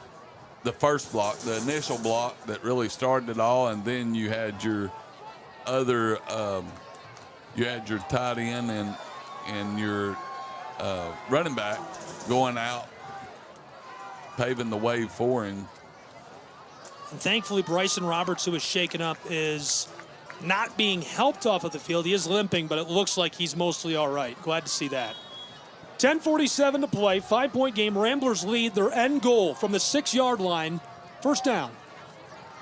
Edwards gives it to the tailback, and he's trapped. Cleghorn can go nowhere as he's bowled over by tacklers. Huge play. We're going to see number 27 and number 55 get to him. Hudson Thomas is on him. Lincoln is on him and gets the help from the defensive back, Stephen Gardner.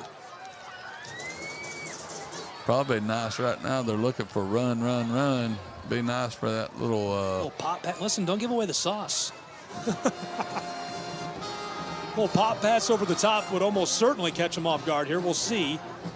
Well, Dax Edwards under center. From the 6-yard line, second and goal. Ramblers. There's the give, left side, Tuscan Walden driving forward, tackled down, he's in, touchdown, Lafayette High School Ramblers. They find the house again and extend their lead, 25-14 and a late flag. How is that a flag? I think there was a little bit of extra on the end of the play. We'll see what the call is. Coaches are all the way out on the field. Wow, Trion staff is out there. They're on the numbers by the end zone. I mean, that was they are all the way out there. That was just a guard and tackle pulling right there. And the Ramblers touchdown stands. I didn't think that was up for debate. With 10 minutes to play, 25-14. Lafayette a 2-possession advantage in Trion, Georgia. That is massive and spells big trouble for the Bulldogs. And listen to the Lafayette Rambler marching band. They're letting us have it.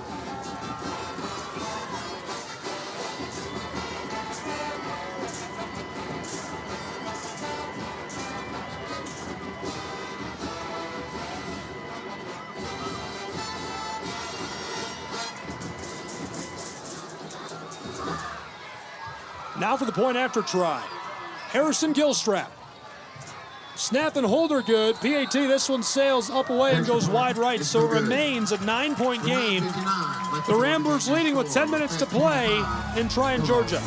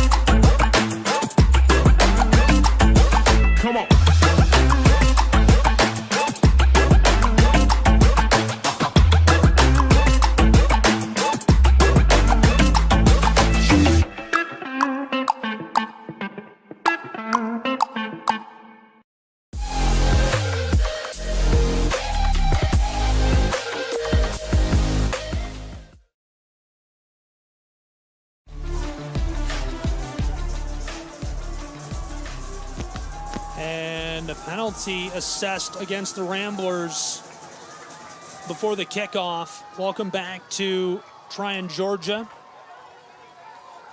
Prep football, LaFayette just scored to push their lead to 9. They were leading by 5. Missed the PAT. It's a 2-possession game with 10 minutes to play between the Bulldogs of Trion and the Ramblers of LaFayette High School. We're back underway as this one is booted from right to left. Fielded at the 30, Bulldog man, 40. Stopped from behind, and he's going nowhere. Trapped and dropped by Lafayette High School's Ramblers. A decent return, just couldn't get away. It's Christian Henderson on the return. We haven't seen a lot of action from the senior tailback today.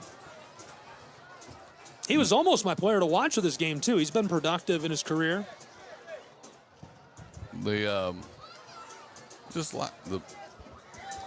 Seems like Harrison's kicking the ball a little heavy tonight, but it's giving our guys actually time to get down there. I mean, they're not getting a lot of return yards on the ones that he don't kick in the end zone. It's always a good thing. All right, we need our defense to get pumped up here and go ahead. 3 up, 3 out would be great right now.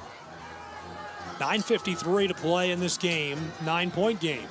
Double reverse, flea flicker, uncorks one to the left side. They read it perfectly, and he couldn't make the INT. Through the hands of the safety, he drops it. 2nd and 10. Oh my goodness. That's Torbett he thought he had it timed just right, and it just went right through his fingertips. That would have been a big play. That burns, but it's prep football, and I think my big sentiment with that is tomorrow I hope you'll join me for Presbyterian and Erskine on ESPN. I would not forgive the safety there. My message here is, hey, you're in position to make the play. You're going to catch it next time, bud. Yeah. He was right there. And they read it perfectly, which that's great coaching, great use of film. Didn't catch it. That's about the right attitude. In trouble after the snap in the shotgun. Flag down, check down pass. Henderson, the tailback, down the close sideline. 40, steps out. So he's behind the line of scrimmage. It's the 42, and it's a loss of at least 4 yards. Right now they've got him marked, 2 yards. They've got him marked at the 40 for a loss of 2, 9:34 to play, and there's a flag down. We'll see what that is. Lots of unpacking to do after that play. Yeah, I think it was probably a hold. Has to be. Extremely messy. But then it could be player downfield. Here's the call from our referee. Hold is the call against the Trion Bulldogs. And so they're going to march Trion High School back as the Rambler faithful on the road go wild. And they've completely filled the away stands. That's one thing you can say about the orange and black. They do travel well. You are kidding.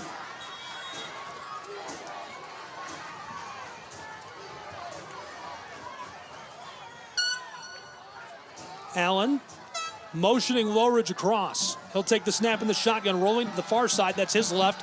Throws this down the sideline for the 45, right near the original line of scrimmage, and it goes incomplete. And I think he just broke the the chain markers. Oh, we did. Oh, no. In the arms of an angel, may the chain markers rest in peace. He broke the down and distant marker. Oh, and they fixed it. Congratulations to the chain gang. It looks good as new.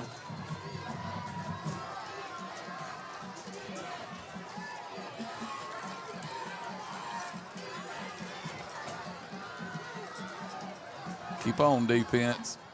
Allen has got a ton of receivers split out wide and a timeout taken down in the field by the Trion Bulldogs. They need time to examine this.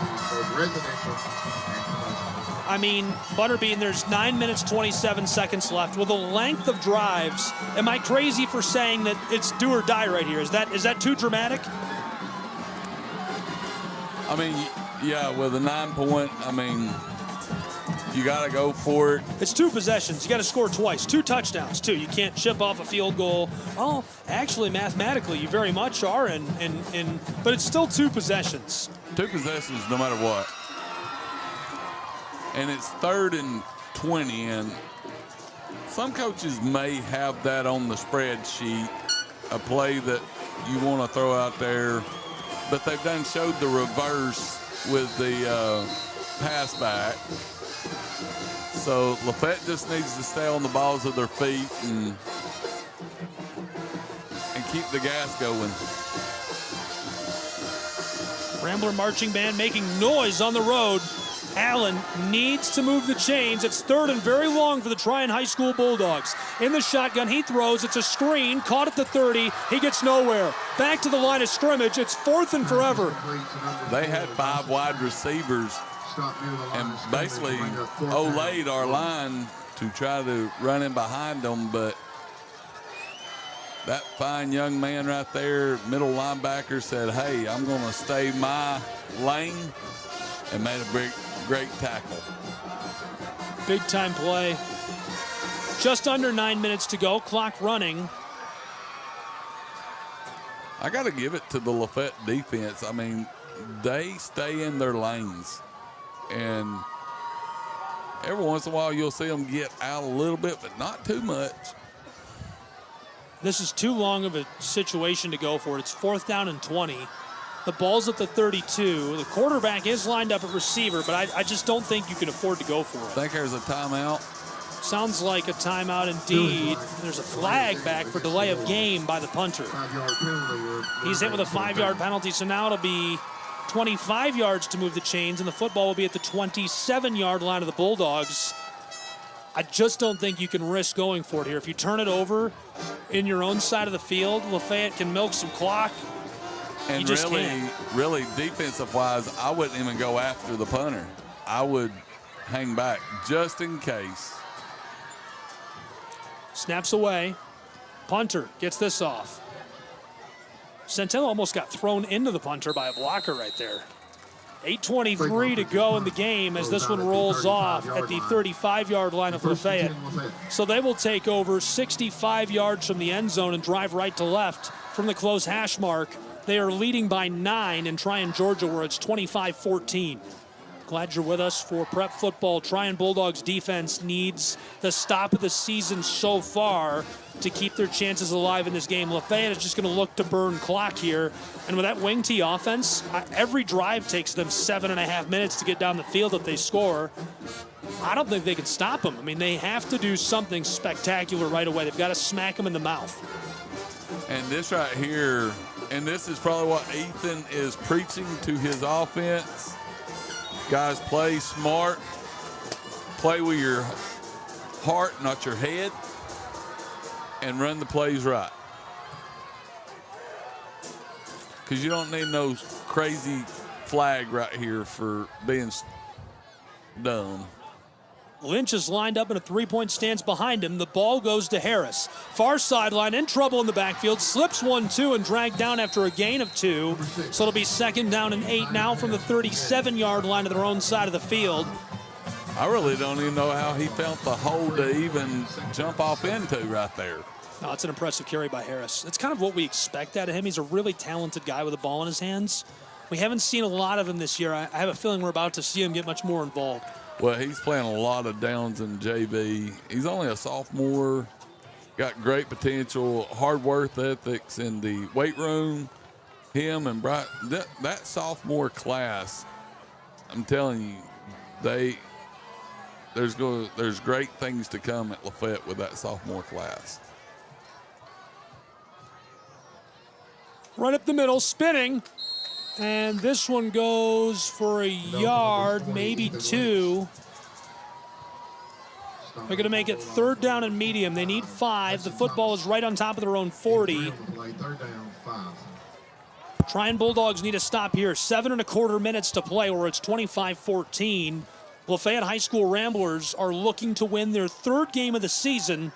One of the best starts in the last 2 decades for this Lafayette High School.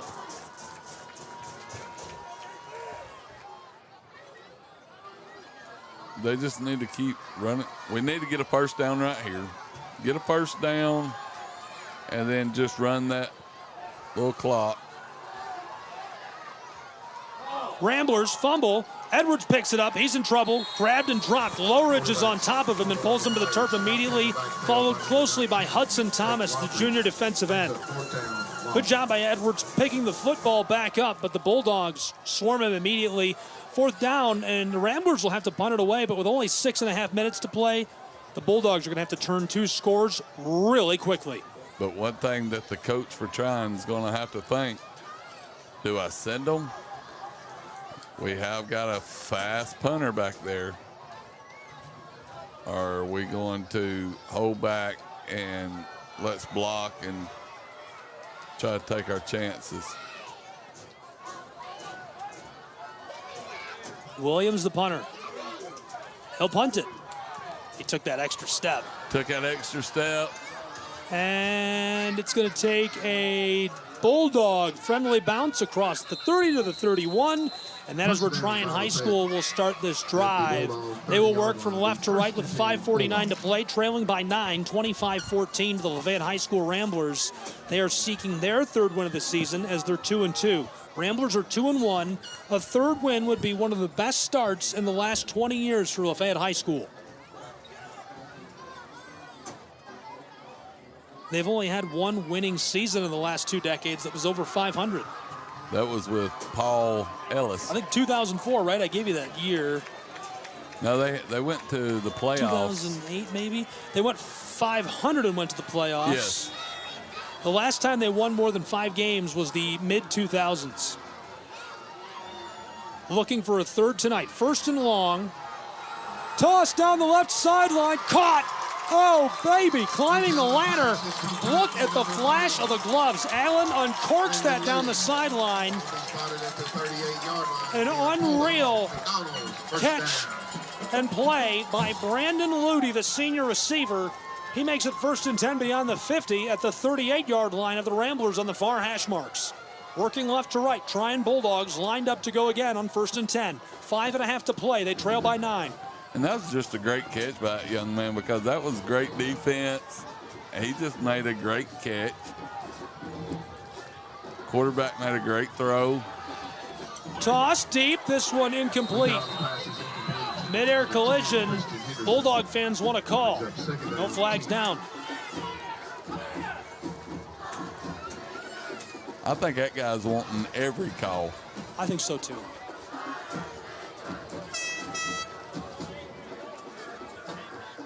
He's probably jacked up on monster drinks. A little too much Mountain Dew tonight? Yeah, a little too much Mountain Dew. Allen in the backfield, rolling to the close side. That's his right. Throws it for the 30-yard line. It's caught. Coming back to the ball, Dawson Crane makes the catch. His 12th of the season. It puts him over 130 yards receiving with less than 5 minutes to play. And that was actually a great catch. I mean, sliding down, trying to get it. Allen in the shotgun. Defense. One receiver out wide to his left. That's the far side as they're working left to right.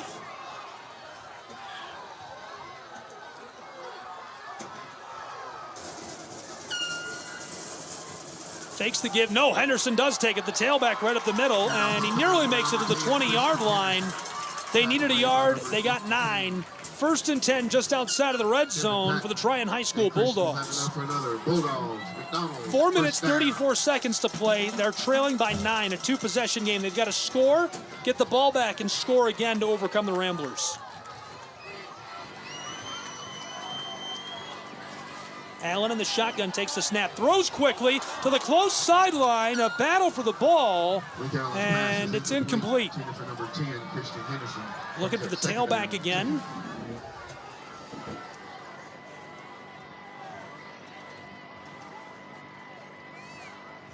Allen running this offense. He has been commanding today at home for Trion High School.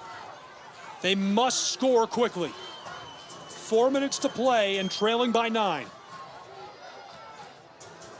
He'll run this from the shotgun. From the 22, drops back, looking deep, hit as he throws for the end zone, and it's incomplete. Overthrew his target, disrupted in motion on the pass. He was looking for Bryson Roberts, who was wide open and headed for the end of the field. Clock stops, 3rd and 10.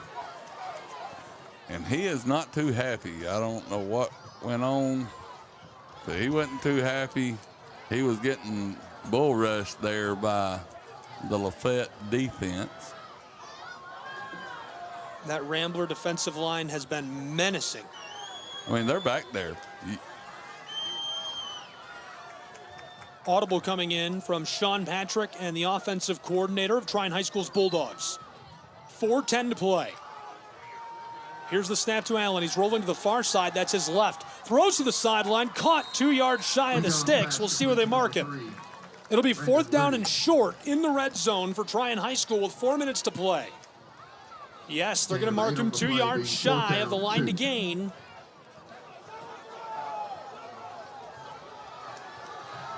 Looks like he's going to try the field goal here. Interesting. Indeed, Trion High School's Bulldogs are going to kick the field goal with 4:05 to play. But I would watch for the fake. I don't even think you defend the field goal here. I think you line up in like a prevent. That looks like a lot of people in that huddle.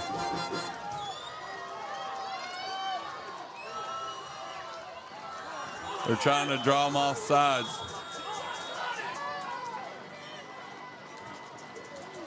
And timeout down on the field. Taken by the Trion Bulldogs. We're going to take a timeout with them and return in just a moment. It's a 9-point game with 4 minutes and 5 seconds to play. Trion High School threatening to score. They need 2 to get the lead back.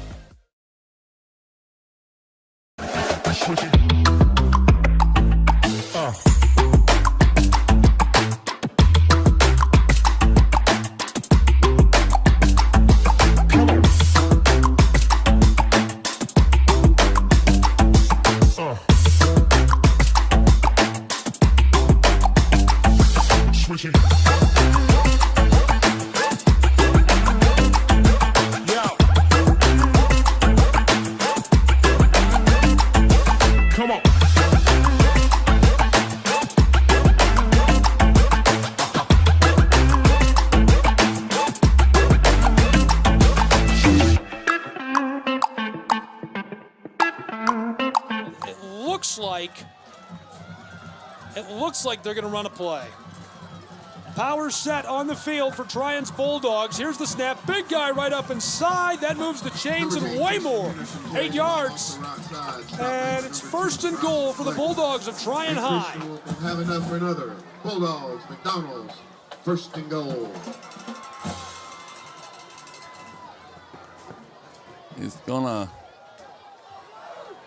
They're gonna have to make that stone wall again. They're gonna have to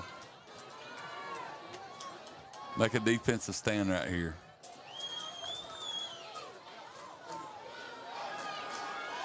Here's the snap. Allen's in trouble, throws the stiff arm. Long toss, right near the line of scrimmage. Henderson's got it. He's bowled over with a knee-cutting tackle by Penson.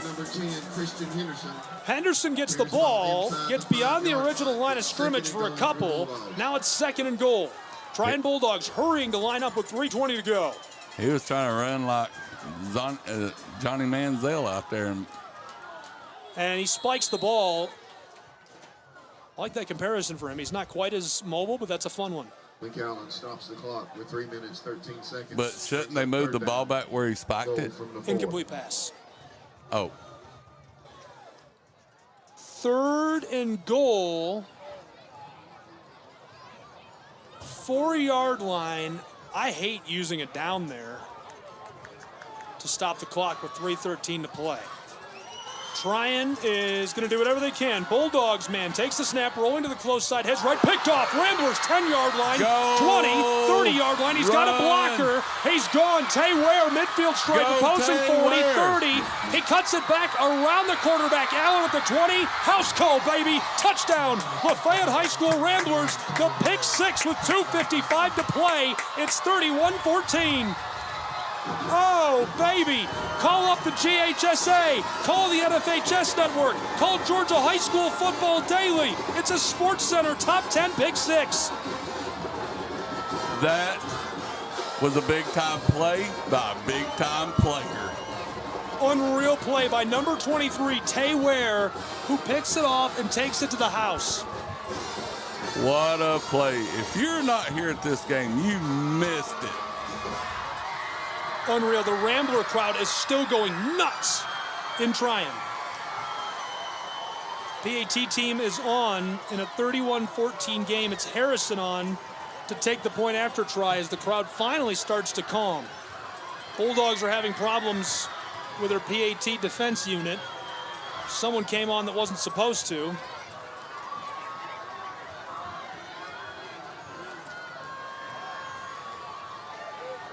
Oh, we're waiting for An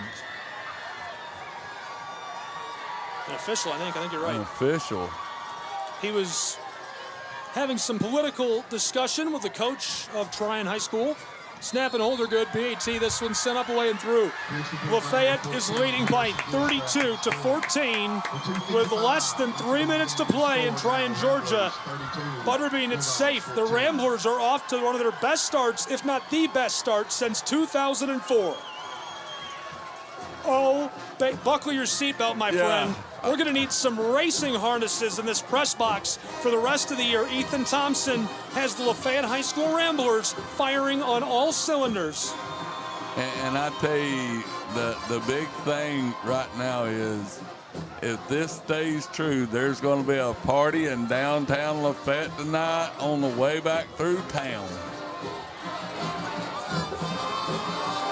Less than 3 minutes to play, 32-14.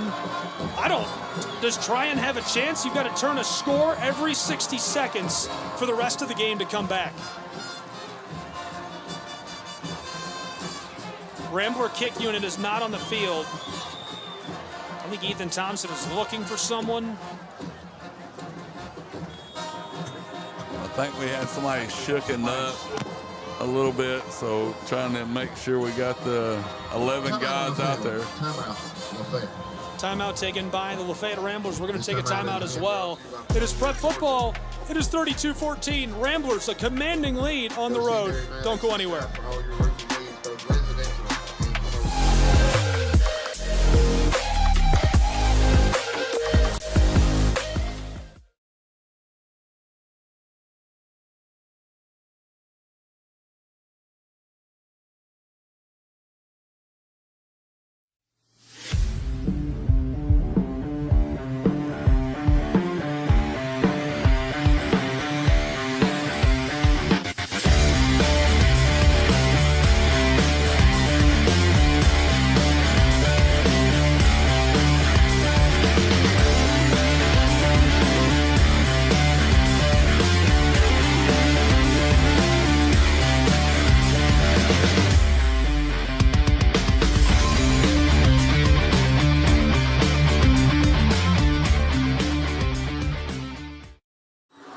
Kickoff's away. Sails from right to left, and this one blown dead as a penalty flag hits the turf. I think we made it 1 foot too long.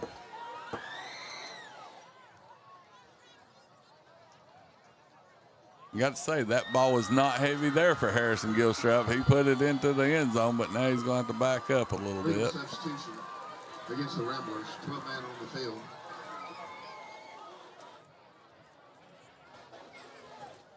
"12 men on the field for Lafayette High School is what I'm hearing is the call. 3, 6, 9, 10, 11. We got 11 now.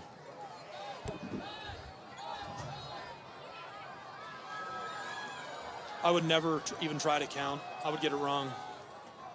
Would love for you to join me tomorrow. If you're not watching a night game, but you're watching college football all day, put on the hottest team in FCS football, the Presbyterian Blue Hose Giant Slayers.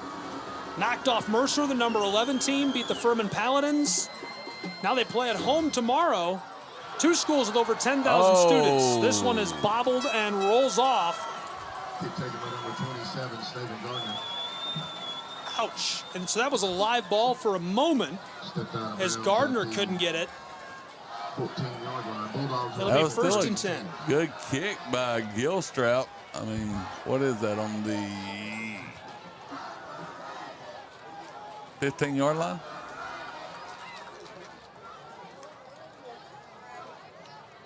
Here comes the offense of Trion High School's Bulldogs to face down the Ramblers defense.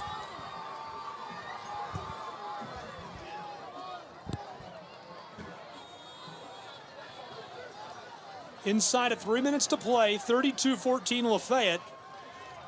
Butterbean hit me with a stat during the break. Allen, check down, is swatted down. Oh my goodness. Andrew Huggins tipped it.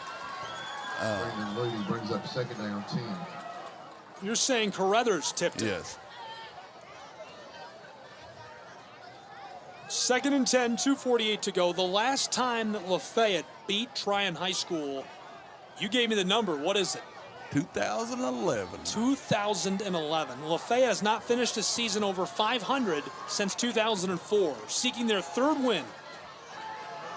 A bomb down the right sideline by Allen. A fight for the ball. Ramblers got it. We got it. INT. Lafayette High School takes the ball away. Picked off. Unreal. Jordan Ridley with a pickoff right there. 44-yard line. He stayed in his hip pocket for, that was a long pass. And he is celebrating with his teammates in style. Well deserved. That was a 40-yard pass by a young man from Trion. Allen bombs it downfield, and instead of getting the result he wants, the ball is back in the hands of the Ramblers, who are leading 32-14. We've got 2 minutes and 37 seconds to play from Trion, Georgia. The Ramblers can burn the clock out.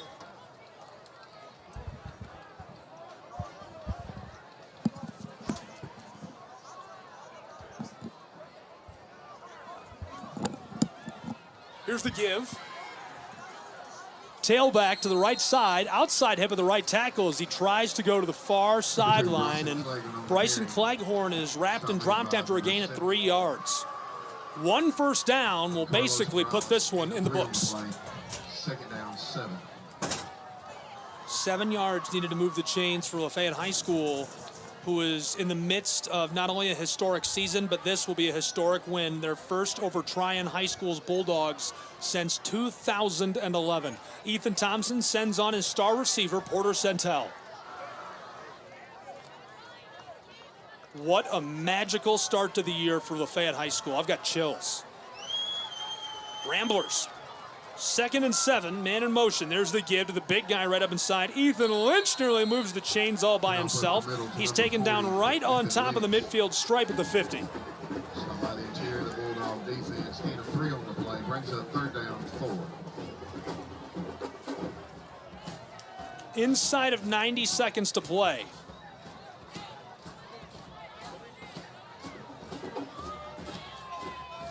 Lafayette Marching Band letting us hear it.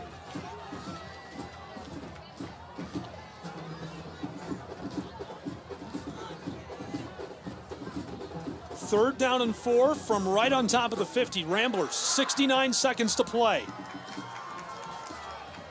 A comeback at this point is impossible for the Trion Bulldogs. And a timeout. Penalty flag on the play. It is going to be a flag for delay of game against the Ramblers. Start down. 58 seconds on the clock.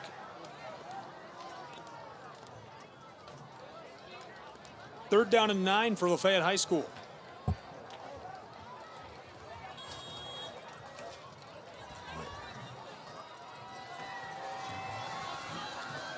We'll go ahead and call this. It's going to probably be a pass play. Oh. Give by Edwards to the close side by the left. Javelin Williams, midfield stripe over to the 40. He moves the chains. First and 10, Lafayette High School with 52 seconds to play as he steps out. Ball be spotted at the 40-yard line. The Ramblers have all but won this game. That's it. Got a cramp with Santel Porter. Injury timeout on the field. And the band of the Ramblers is letting us have it. It's 32-14 with 52 seconds to play. Lafayette High School is going to topple the Trion Bulldogs for the first time since 2011.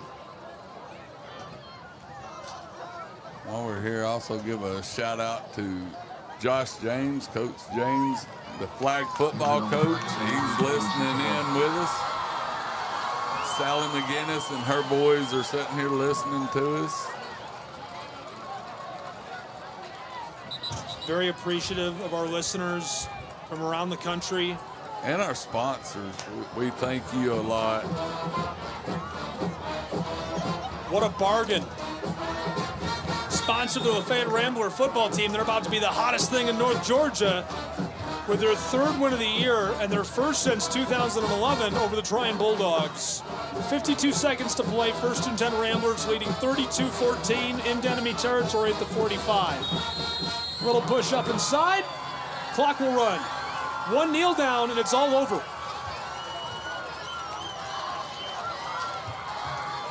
Well, 2 kneel United downs. Community Bank wishing you safe travels home this evening. Thank you for your attendance and promoting good sports. Will they even make them do it? Be sure to pick up any trash in the area and don't forget to come see the fine folks at United Community Bank. There was just over 40 seconds to play. Should need 2 knees. Yes, second and long. They're going to take the second knee. Here it is. And it's in the books. It's official. The Ramblers have done it. 32-14. Lafayette High School topples the Trion Bulldogs for the first time since 2011. Congratulations, Lafayette Ramblers. Congratulations, Lafayette, Georgia. Congratulations, Ethan Thompson. A 3-win start for Lafayette High School. One of their very best since the last time they were over 500 in a season in 2004. Unbelievable. What an electric start, Sean. As alum, as somebody who coaches for this program, what are you feeling? What are you thinking, my friend? Hey, I'll go ahead and tell you, this is probably the biggest game of the season. And this right here is a momentum. You come down here and you sit here and you watch, and I've been coming to Trion Lafayette games for years. And it's, I don't know, I'm just trying to take it all in right now that, you know, it's great. It's great to be a Rambler. I'm so proud. I'm so proud of our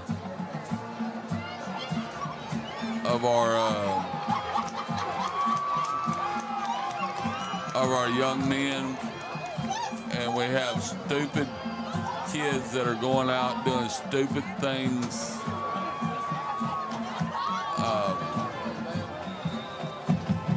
And it wasn't our players, just to let y'all know. It was people coming off the sidelines doing. Kids are going to celebrate. Yeah. But I tell you, for these kids right here in the orange and black, it is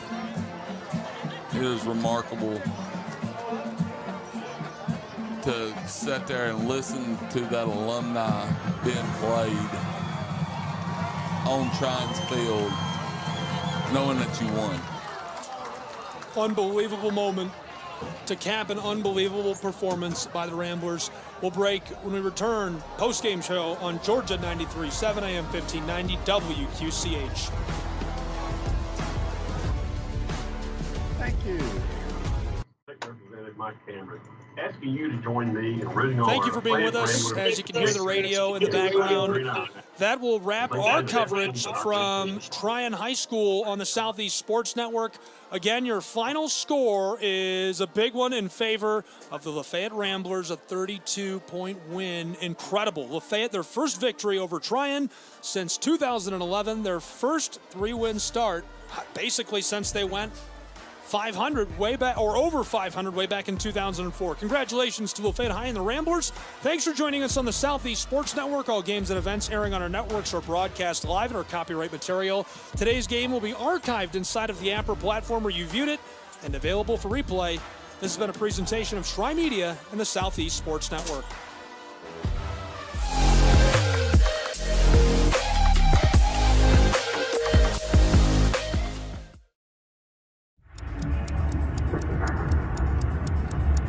Some might ask, what's the hurry? But if it's the difference between getting McDonald's breakfast and settling for a Big Mac, well, run like the wind.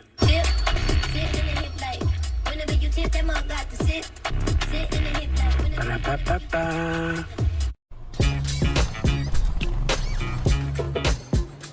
It's like that. Got it, it stays fair.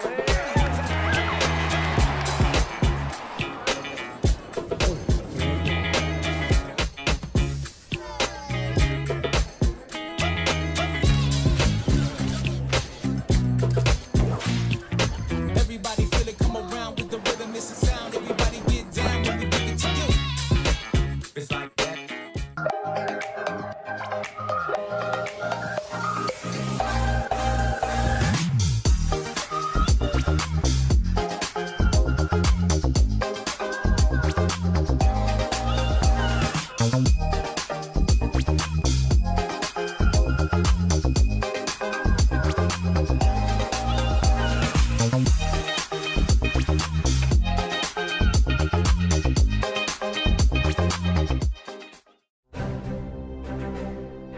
You don't have to wear a uniform for service or sacrifice.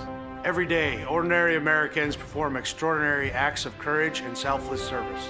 Please join us in recognizing citizen heroes who have made a difference in the lives of others through their acts of courage and selfless service in communities across America. Nominate a citizen hero today at themedalofhonor.com.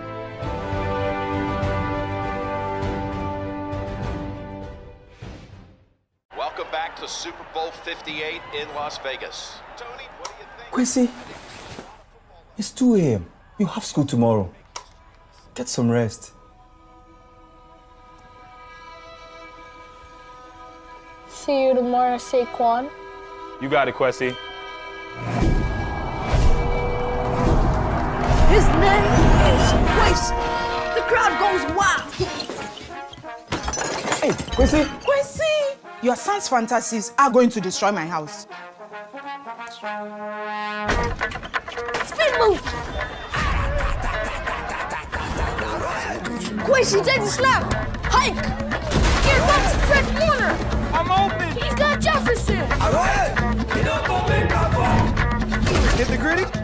Nah, hit the Quincy. What is that boy doing? Nobody was little number.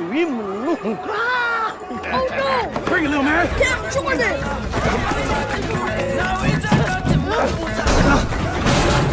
I'll see you tomorrow, Quincy. Quincy's in trouble. I got you. He pitches into Saquon. No! My ball! That's on you, bro. Besides, I'm not even real.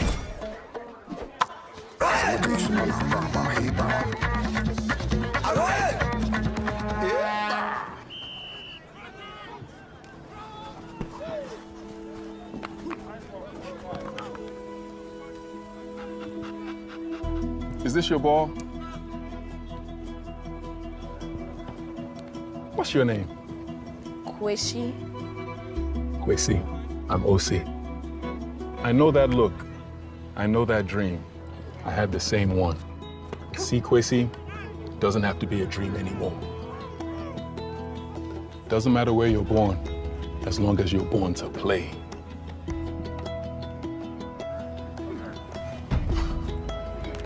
Just making sure you were real.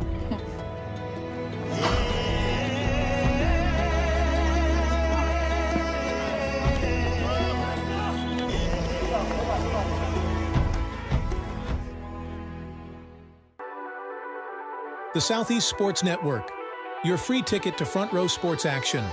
From heart-pounding football showdowns to thrilling basketball games, experience every moment live, all from the comfort of your home. Your favorite athletes, broadcast in real time and on demand. It's not just streaming, it's your front row ticket to the best of Southeastern sports. And the best part? It's absolutely free. Don't miss a moment of your favorite teams. Join us now at the Southeast Sports Network. The Southeast Sports Network, your front row ticket to live sports. Mental health plays a massive role in professional soccer and in sports in general. We're all here to support each other. We're all here to help each other, and you never know what somebody is going through, whether it's on the field or off the field.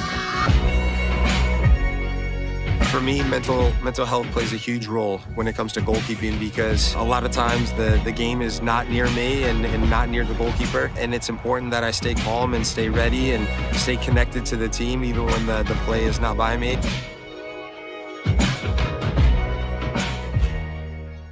Once upon a time, there was a girl with golden locks. You know what? Maybe it was like a rugged, woodsy dude. Yeah. The beds were too hard, the chairs were too soft, the porridge was too... This Goldilocks wanted something tastier. Those look just right. First, he drove the Ram 2500 Rebel to pick up some dinner.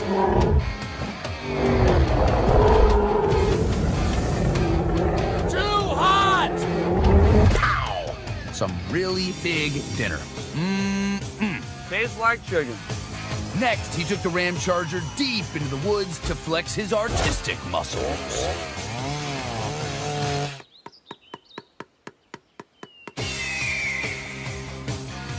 That was the village tree.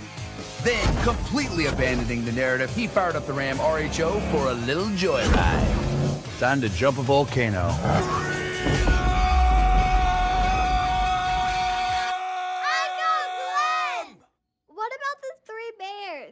This is my story.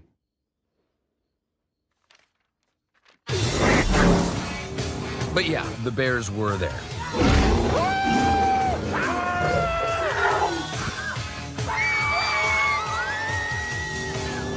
And they all lived happily ever after.